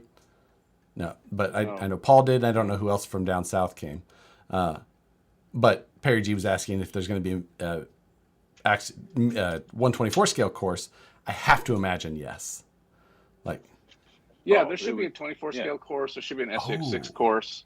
There'll be, we got to do that. And then we'll have 10 scale courses. Yeah. Will you be renting SCX6s? Because I do not want to travel with that. Right. That's a bit of a challenge there, huh? I don't know what we're going to do. Well, actually, we're out of stock. We've been out of stock for a little while now, and I'm not sure. I think we'll have some more in stock by the time Axial Fest comes around, but they sold I'm actually super excited for the SCX6 experience at Axial Fest, because I've been, we had a local event here, just a normal local event, and there was like 5 of us that ended up having SCX6s. No one said, bring your SCX6s. We just happened to be there, and there was just like, oh. So wild to try and rock crawl through something with a number of those. So being in a big run of them, right. it's going to be. That would be It should awesome. be cool. I would love to do that. That would be, you know what? I was lukewarm on traveling again so soon, but I might do it. I mean, it looks nice. I haven't been a big part of what's going on. Normally it's been all hands on deck, but because of the way the branding's working, we got more people working together type of stuff. I haven't had to be involved as much. So Randall and I mean, you've seen Randall on one of the feeds. I'll probably be on one of the feeds talking about it, but we haven't been super heavy into what's going on like we were in previous years. I don't mind it because I got other stuff to do. But I will be there for the whole week to set up and do all that type of stuff with Randall and a bunch of the guys. But Paul and his team and the guys over in Champaign are all working to get Andy, all working together to get it prepped and set up. So it should be cool. It's going to be, you know what's going to happen. Oh, it doesn't have the rocks like Donner and blah, blah, blah. No, it's not Cisco Grove or whatever. You know, it's not as dusty as Cisco Grove. Yeah. I like climbing up the ski slopes. That's not fair. I loved the terrain at I love the terrain at Donner. I do love it. Cisco didn't have as good of terrain. They were still good. But the camping was great. And now hopefully we find a good, you know. I much prefer the burnt out buildings. I think it'll be interesting to see what kind of terrain. I know that I haven't heard from Paul yet. I haven't had a chance to talk to him as far as what's been going on with the terrain out there. I know they're going to be building a lot of stuff like we did at Cisco Grove, where we had the slides and other types of things like that. So you'll probably see a lot of that stuff. And I know that there's supposed to be some rock around there as well. But I think the big thing and most people have talked about, is they like the camping experience. If they like driving at Cisco and it's flat pretty much, there's not a lot of crazy rock stuff. But they like the camping experience, getting there with your friends, hanging out and doing RC stuff. And I think you're going to have you will have more of that this year because of the campground, because of the way the location's set up. It should be pretty good. So I'm looking forward to it. Yep. Tony from CCXRC said, I love that Rich puts up with this. It's because, secretly we really like Rich.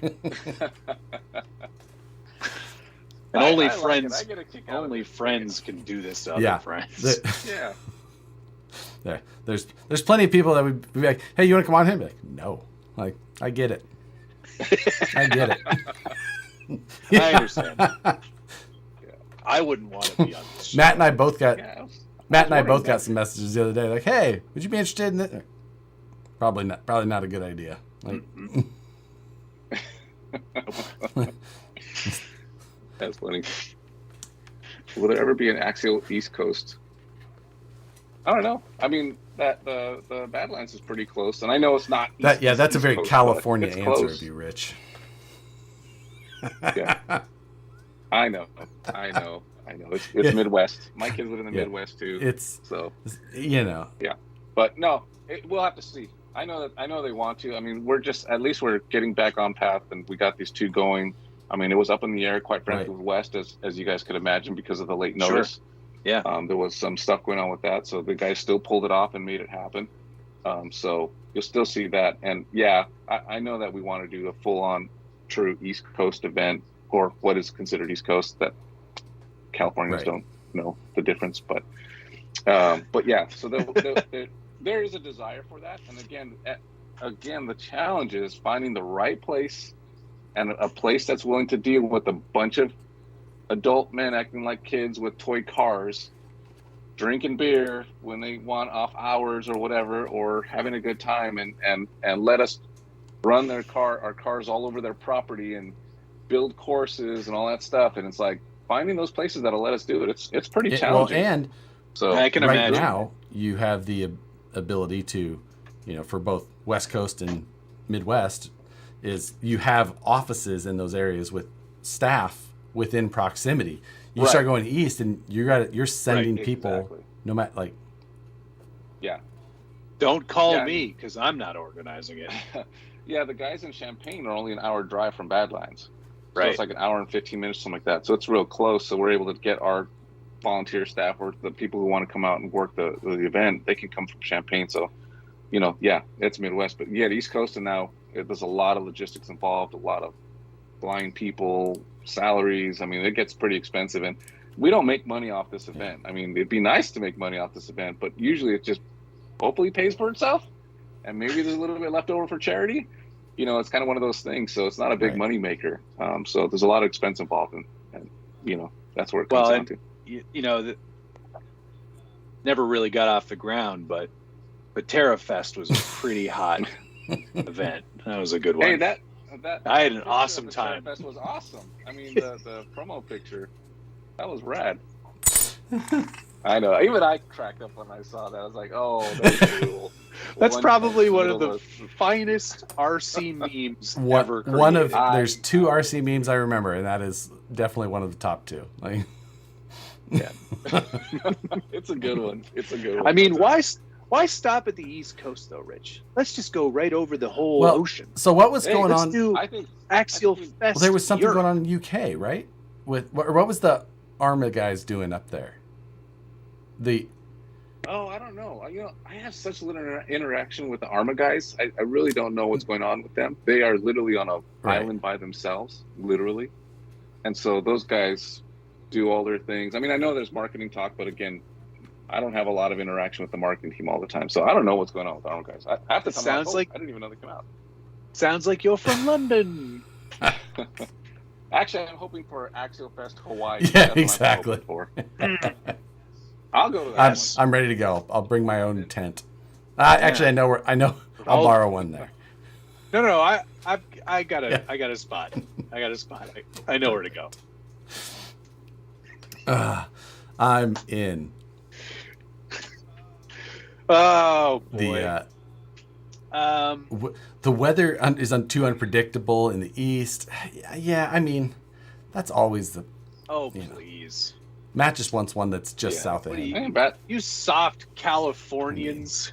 I mean, Badlands gets a little. It was hilarious. It was so funny at Axial Fest in like the old days, Cisco and stuff, and people like got their parkas on and stuff, and I'm walking around in shorts. I was like, "What is wrong with you people? This is beautiful." It's like 65 degrees, and we're all wrapped up like, "Oh my god, it's so cold." I'm walking around. To change the date. People are like, "The bugs are really bad." I was like, "There are no bugs. There's here." This is when people in California are like, "Oh, the bug," I'm just like, "These are not bugs. Like, this is not bug." Like it looks like it's raining when you're driving in the Midwest at night. It's just like Yeah, I've been fortunate enough to travel to a lot of our states, so I know the difference between humidity and bugs and heat and that stuff. That's why I stay in California. It's expensive, but that's why I stay here, because I've been everywhere else, and I'm good right where I'm at. Yeah, that's every Californian needs to experience chiggers at least once in their life. Honestly, someone was talking about that the other day at work, and or they were like reading a post, and I was like, yeah, chiggers you just get, and it's a real thing. Like if you go playing in the grass or in a field or something like that, and you just get like, it's a bug. It's a real bug. They itch and they make you. The bug bites are terrible. They feel terrible. But man, the guys at work just looked at me like my head was on backwards. Just like. Did I ever tell you guys the story about Disney at the comp? Disney, Oklahoma for the Nationals? Or it was World, Nationals what that, that year. Yep. What is the Nationals? 2010. Yeah, Nationals. Yeah. In that riverbed dam. Did I ever tell you guys? No, I don't think so. Let's hear it. This sounds good.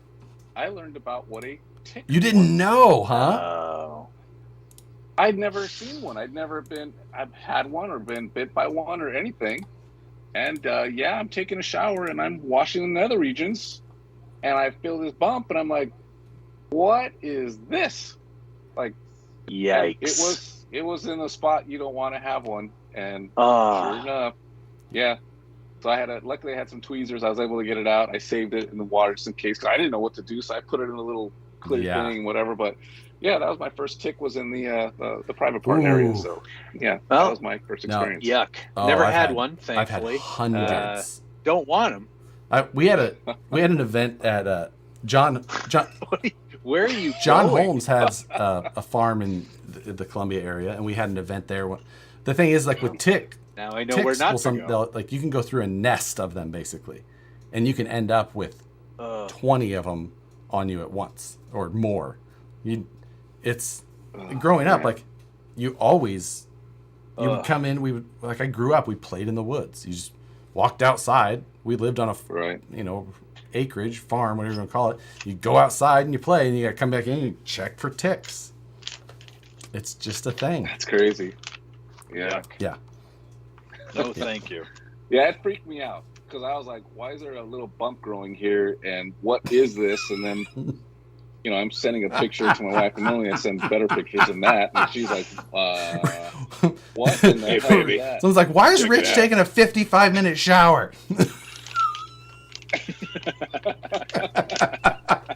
Oh, man. But yeah, that was my first ticket. Oh, yeah. That's frightening. They keep... Hope you don't have Lyme disease. Yeah, that's pretty rare. Yeah, I lucked out. Yeah.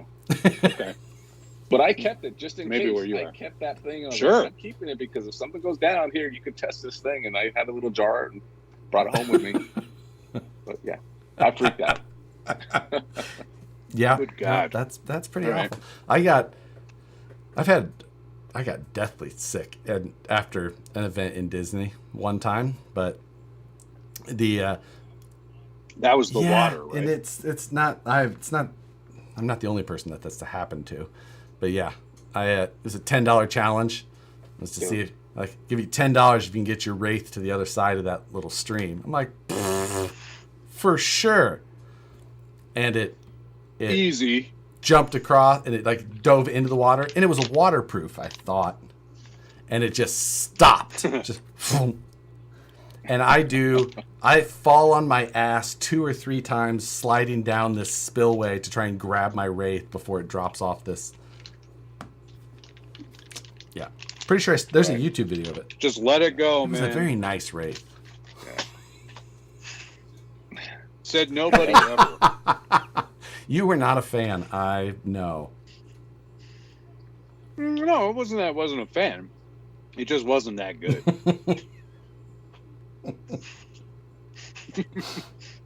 Rich is like, nah, it was before my I don't time. really I care. don't care about that. You guys want to talk about something I made? I'm just reading the tick comments and stuff, and I'm just like, oh man. What, is that a tick in your pants, or are you just happy to see me? Right. I'm gonna show you. Boy. This is hold on. This is in Disney. This is me falling on my butt several times, which is probably the best part of I would share it, but the title of it is bad. So me Lift it up Sorry. so everybody else can see it. Oh. Oh, I wish I could. Yeah, no, it was real bad. But I ended up getting pretty sick after that. Matt, I'll have to send you the video clip, and you'll. Good. That place was gnarly. It was nasty. Yeah. It was nasty. I mean, it was not good. So yeah, I think it almost. So obviously we can't get you to talk about. Yeah, there's a lot of future questions products. in here. I serious questions like, what about that? Like, there's future products we're not answering. But what stuff is coming out next? Yeah. We know you can't talk about it, but just tell us. Another body on SAX6. Yep, eventually. Oh, Another all right. body on SX103. Eventually.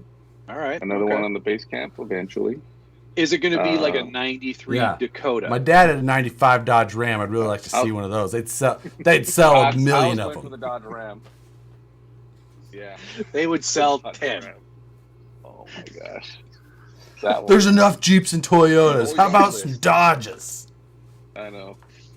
Yeah. We need some really just basic, generic Dodges.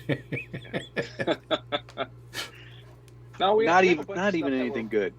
Yeah, we have a bunch of stuff we're working on, and we're always working on new vehicles. And then you just add in the fact that you have all these other brands too. There's a lot of cool stuff coming from the other stuff too, from Losi, from even TLR has good stuff. Even though it's a race category, it's one of our smaller brands. Those guys still going at it. We still have a lot of people racing those things.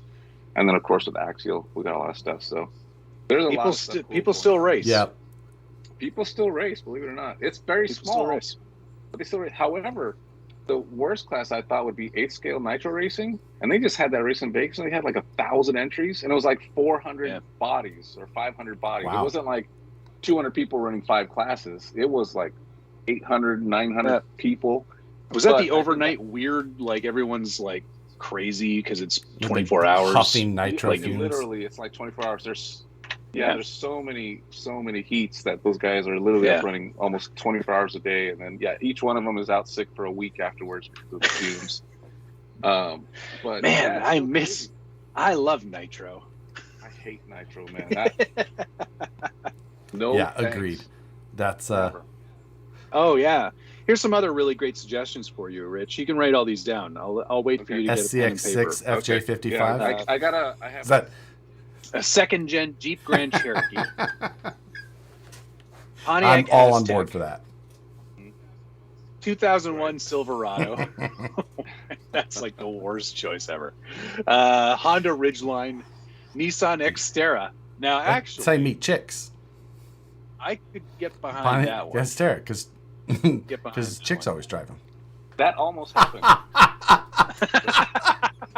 An Xterra almost happened.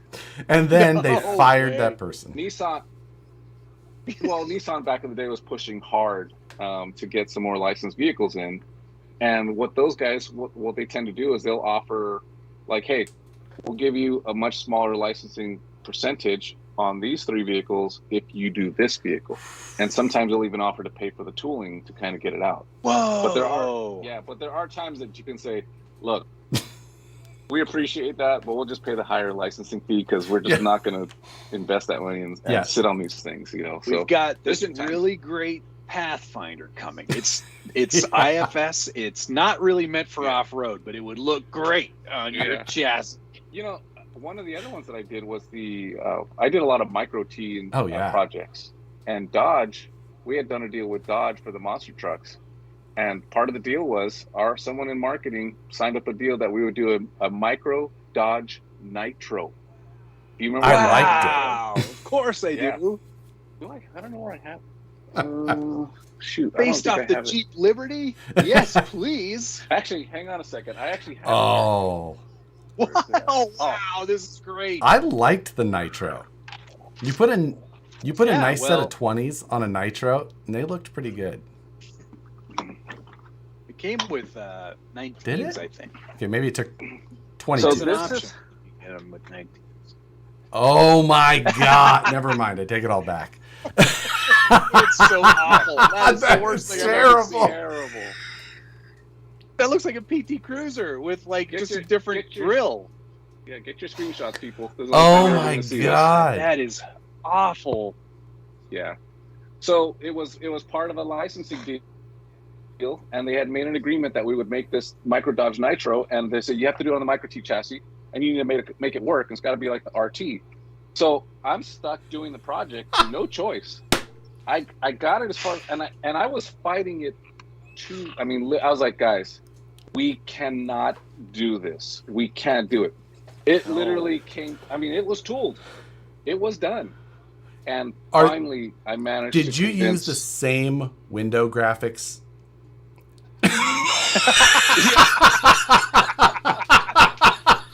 Touche. Yes. They are. It's the same graphic. Oh, no. That is funny. Oh, Good Rich. catch on that. Screw you, Josh. Command C.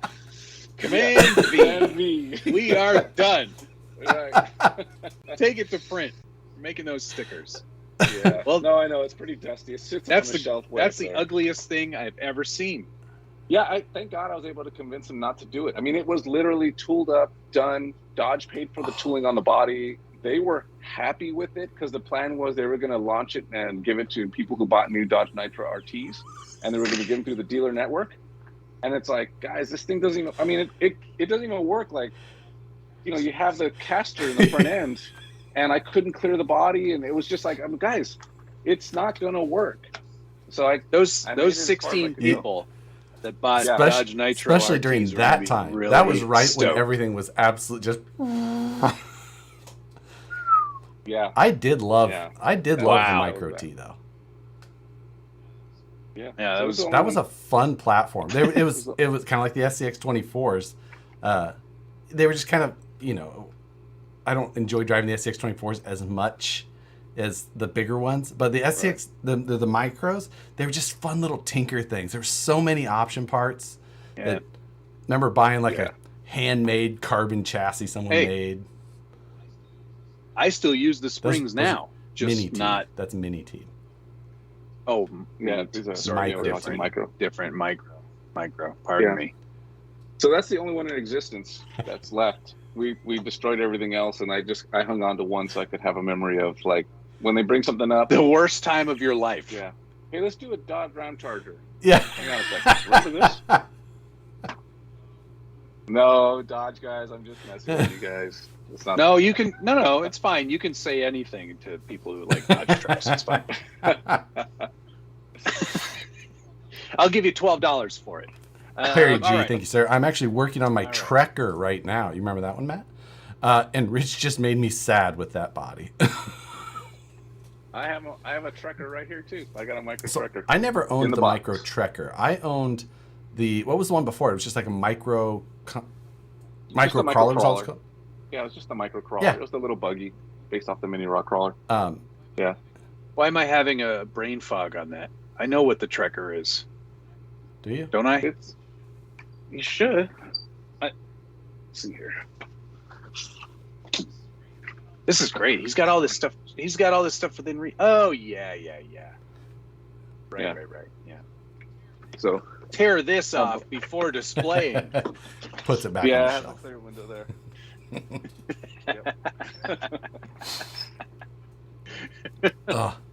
That one was pretty good, but the AX24s or the SCX24s, I should say, are just so much better with the worm gear. There's so something about those 24 scale platforms. It's just they're not that great until you get them right, and that SCX24 is just right. It's really good, and the crazy part too is how much people are getting into these things that are not into crawling stuff. They buy these micros.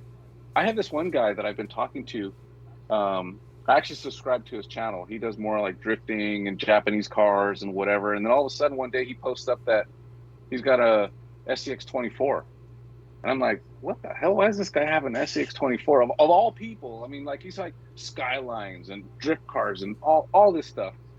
And so I sent him a message like, hey, I said, one of your subscribers actually works at Axial, and we got to talking. He sends me a picture of one of his invoices for the parts he bought for one SCX24 or two SCX24s. $650 in accessories. They didn't even have a vehicle. It was just parts. I was like, oh my. He's all, dude, I'm so deep in these things. I love them. Rich, are you familiar with the SCX24 budget build-off? Because I think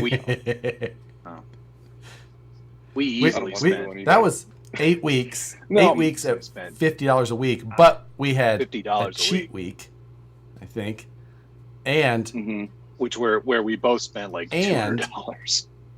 We didn't get to put on so much of the stuff that we would have. Yeah, there was a lot more stuff. I guarantee there's people in this chat that have SCX6s with or SCX24s with way over $800 in them. Yeah, easily. It's just crazy that this guy just started like literally 3 weeks ago, and he went and dropped $600 because he loves the platform so much.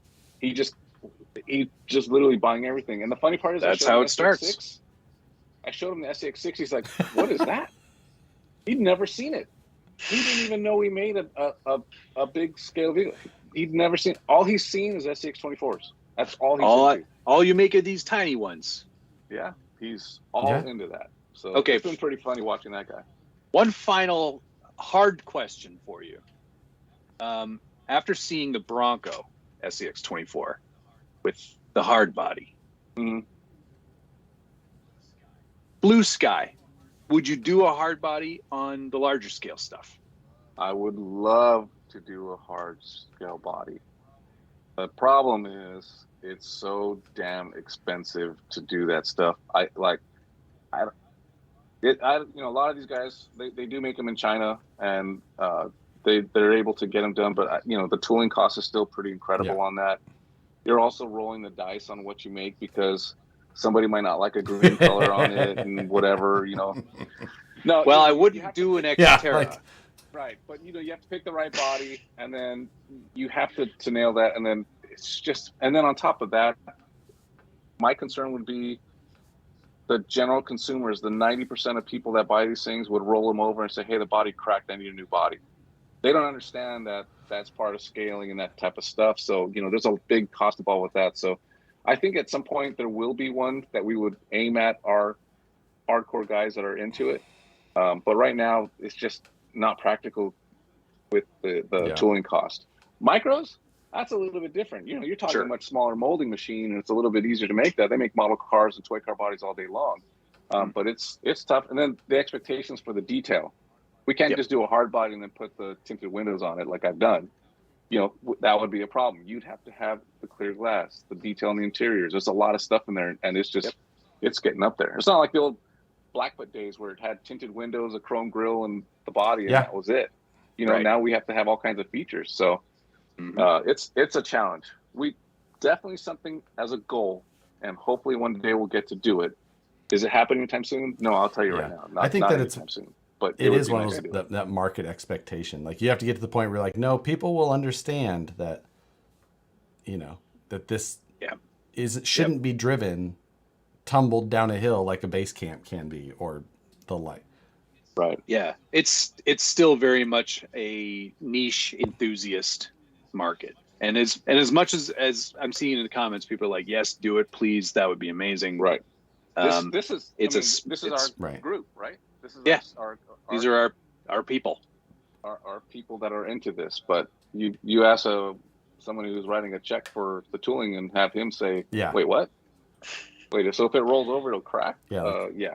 How do you do drop testing on that? Yeah, what? We do drop testing on these vehicles. Don't. Customer service people. Let me talk all to that guy. Yeah, I'll talk to him. Good luck. Yeah. Send all those calls to Rich direct. Like he'll handle. So that's just one of the challenges we need to overcome. I think there is a way that, as we're working on all this marketing and the branding messages and stuff like that, that maybe this will be something that will be taught per se, that people can start to understand when you do get a hard shell body, don't expect it to be a sender that you can throw off jumps and roll down hills. And maybe that's something that can be taught. Because one of my complaints over all these years has been marketing. The Terra struggled with marketing. When we took it over, we had a change in marketing. We've had some of those issues, but we're really trying to push hard on that now. So now that we have a team to do this stuff, now there's a better opportunity to be able to educate people on what the differences are with these bodies and what to expect. And I think that 624 kind of puts you in that place because people are saying, oh, well, it doesn't handle quite as good as the other one. Yeah, you got to take a spare tire off and you have a lot of weight up above. But it looks killer. So that's where they're starting to learn some of this stuff. You can also just drive it properly, and it functions. Right. You want to talk about driving perfectly, well, just Matt? As it is. Is that what we're trying to talk about? Yes. That's what we're trying to talk about. I know how to modulate a throttle, not just on and off, Josh. This thing keeps flipping over. Yeah. Got it. Stupid. But that's some of the fun stuff that we deal with on our side. Like I said, we get beat up. I read the comments. I see people saying things about whatever it is. And it's like, yeah, but there's this whole other thing I have to deal with and market I have to deal with and go towards. Like, why didn't you make that for me? Oh, I got a lot of other people on this side that they want. I try. You try. Yeah, that's, no, people will. There's some good ideas here. I think making available is a better idea than including. Yeah, but that's one of those. That's a cool idea. It's like kits though. Trucks sell when they're together. Like hard bodies sell on their own. Not when you're looking at the market we're looking at, the size. Josh, I'm going to sell listen to the first to Josh. For the first 3 months, and then they're going to be sitting on the shelf, and that's it. Super Greg, thank you very much. Hey guys, this may be a silly question, but which industry is bigger, gaming industry or RC? I think we can all say without gaming is like massive, probably huge, 100-fold. Billions of dollars. Billions of dollars versus a couple $100. Like not even remotely similar. Not Eric even Baker, close. thank you, sir. Josh, does Rich have one of the Axial late model Ram Power Wagon bodies, or know where I can buy one? That was before the Axial. That was before the Horizon Takeover. That was very early on. That was before the takeover, but we also did clean out the old Axial offices. I do remember seeing some of them, dumpster, but right? I don't remember who took them. No, actually, I kept a lot of that stuff. Actually, you know who has a lot of it? Pegasus. And probably shouldn't sell this, but it'll help him out. I don't know what he's going to do with it. Is Pacific Coast? Oh, it was Pacific Coast. Sorry, not Pegasus. Yeah, Pacific. Yeah, Pacific Coast Hobbies has a lot of the old Axial stuff. A lot of that stuff made it onto eBay right after that clean out. Because did it? Okay, so he may have already gone through it all, but I mean, dude, there was so much. Matt, I said dumpster because literally a lot of stuff went into dumpsters. I don't doubt it. There was a lot of stuff. I mean, and there was a lot of stuff that it's like it belongs in a dumpster. You know, vehicles they say that maybe were broken and whatever, and it's like they had it here and we I've filled 55-gallon drums of scrap aluminum, which are just like wheels and rare machined parts, and it's just like, well, these were put in a box like for a reason. Like, is it bad? Was it returned for a reason? Why was it open? And I'm like, I'm not going to go through this stuff and check every thread or every bearing pocket. And we just pitch it. 55-gallon drums full of that stuff. Whoa. People, I know, they would cry if they saw the stuff. Oh, I know. Away. You would just like, I've thrown just hundreds of axle housings at a time, Curry parts and rare wheels and XR10 parts, and just. I remember getting one of those power wagons from Axial very early on when they first released it, and I was like, I turned one into a mud truck. Oh yeah, that's right. Well, you know what? It's getting on to 11 o'clock, which is our time to wrap this up. So we should say thank you very much to Rich for a spirited conversation. Thanks once again. It's always great having you on the show. You'll never come back unless you watch that damn movie. So. Hey, can I have that? I just can't get. Can I have that art file for those windows?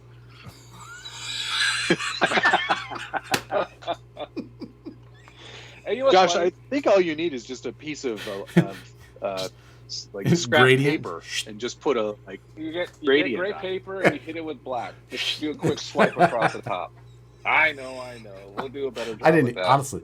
Sometimes though, it's just like I gotta get this stuff out. It literally that wasn't even something I noticed. Like people were like, "Why didn't they do them in black?" I'm like, I didn't even think about doing a dark tint. You know what? But if you look at all the RC stuff that has those windows, almost all of them do have that black gradient to silver, and they're almost all like. I mean, that you know who? 10 years ago, that was 2 different designers. The best windows on the market. I mean, the best window decals on the market. Arma. They put like a reflection in, and it's like there's like they know what they're doing. So one thing real quick before we get off too is the Arma guys, they literally have their whole team of their own graphic designers exclusively for that. For Axial, Losi, TLR, Probo, we share a big team of Spectrum. We share a big team of designers, so it's kind of hard to get that extra time in it because these guys just have job after job after job after job. So sometimes you push through. One more question to clarify. Yeah, I don't doubt it. This, and it's just because it was a stupid Facebook argument that I saw. And the question was for designers for Horizon. Oh, I saw that. I got hit by like 3 people about that. The question was, are designers for Losi only designers for Losi? Designers for Axial or only designers for Axial? Yeah. No. We have a designs team that works on every brand and every project from boats to the crawlers.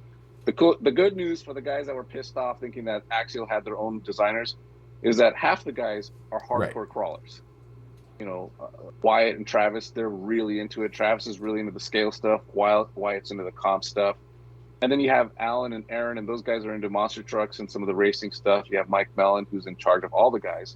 He's in charge of the race stuff and all the designers in general. So we've got good group of guys that are all RC guys that are into it. So regardless of what it is, and I think as you see these vehicles coming out, like the LNT, that LNT from Losi, that thing is pretty badass monster truck. I hated monster trucks before because they were stupid. They go 12 miles an hour and they're like, oh, it looks like a real monster truck. It's like, no, I want something faster. So they finally got that. But you can see that a lot of the passion those guys that had a monster truck worked on that project. So you're going to see a lot more of that stuff as opposed to just this guy doing this and this guy doing that. So, but no, that's good. You're not exclusive. It's not a Losi designer, an Axial designer, whatever. But we do try to push them in the direction of what they are really good at. Good stuff. Glad I could. That's great. That's a great place to end keep it. having Facebook arguments that I wasn't involved in. Just. I was getting messages and I could just see people. Come on, you gotta. I probably had one typed, and I was just like, I'm not posting this. I refuse. I can't help it. I try not to go on my Facebook because of that stuff, because I do get bombarded with some of those things like that, and then you do get people upset that I won't tell them what's coming out next and that type of stuff, and it's like, how dare you? Stuff, yeah. But how dare you, sir? It was fun. Thanks everybody for coming on, asking questions and stuff, and thanks for having me on. I don't mind doing it, even if I have to deal with John. It's all right. Yeah, I'm the nice one. Right. Sure. All right. Thanks, Rich. Good to see you again, man. Oh, but you are the bad one. Yeah. Huh. Never mind. I'm the trustworthy one. Matt is the. Oh. Right. I'm just glad that wasn't one of yours, Rich. Right, love you, man. Have a good evening. All right, thanks again. Bye. Oh, what a heck of a guy, huh? Man. I'm always glad when he agrees to put up with this. He is good people. That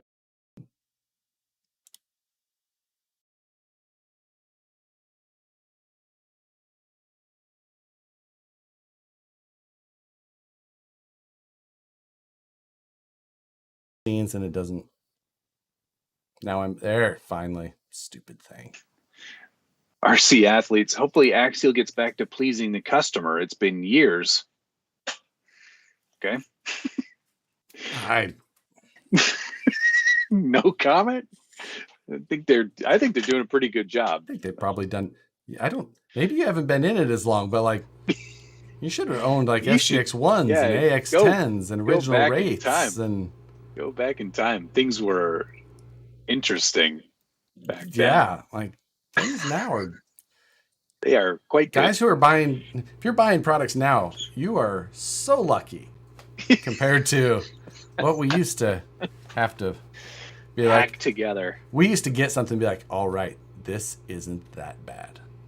So yeah, this is tolerable.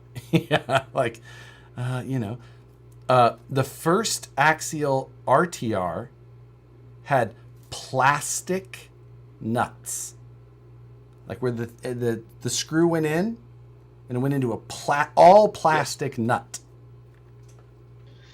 Yeah. Yes, they've come a little ways from there. Long ways. All right. Well, I think that's probably that's the end, right? We're done. We're done for tonight. That was a good show. Oh, I can't hear you. Your microphone is off.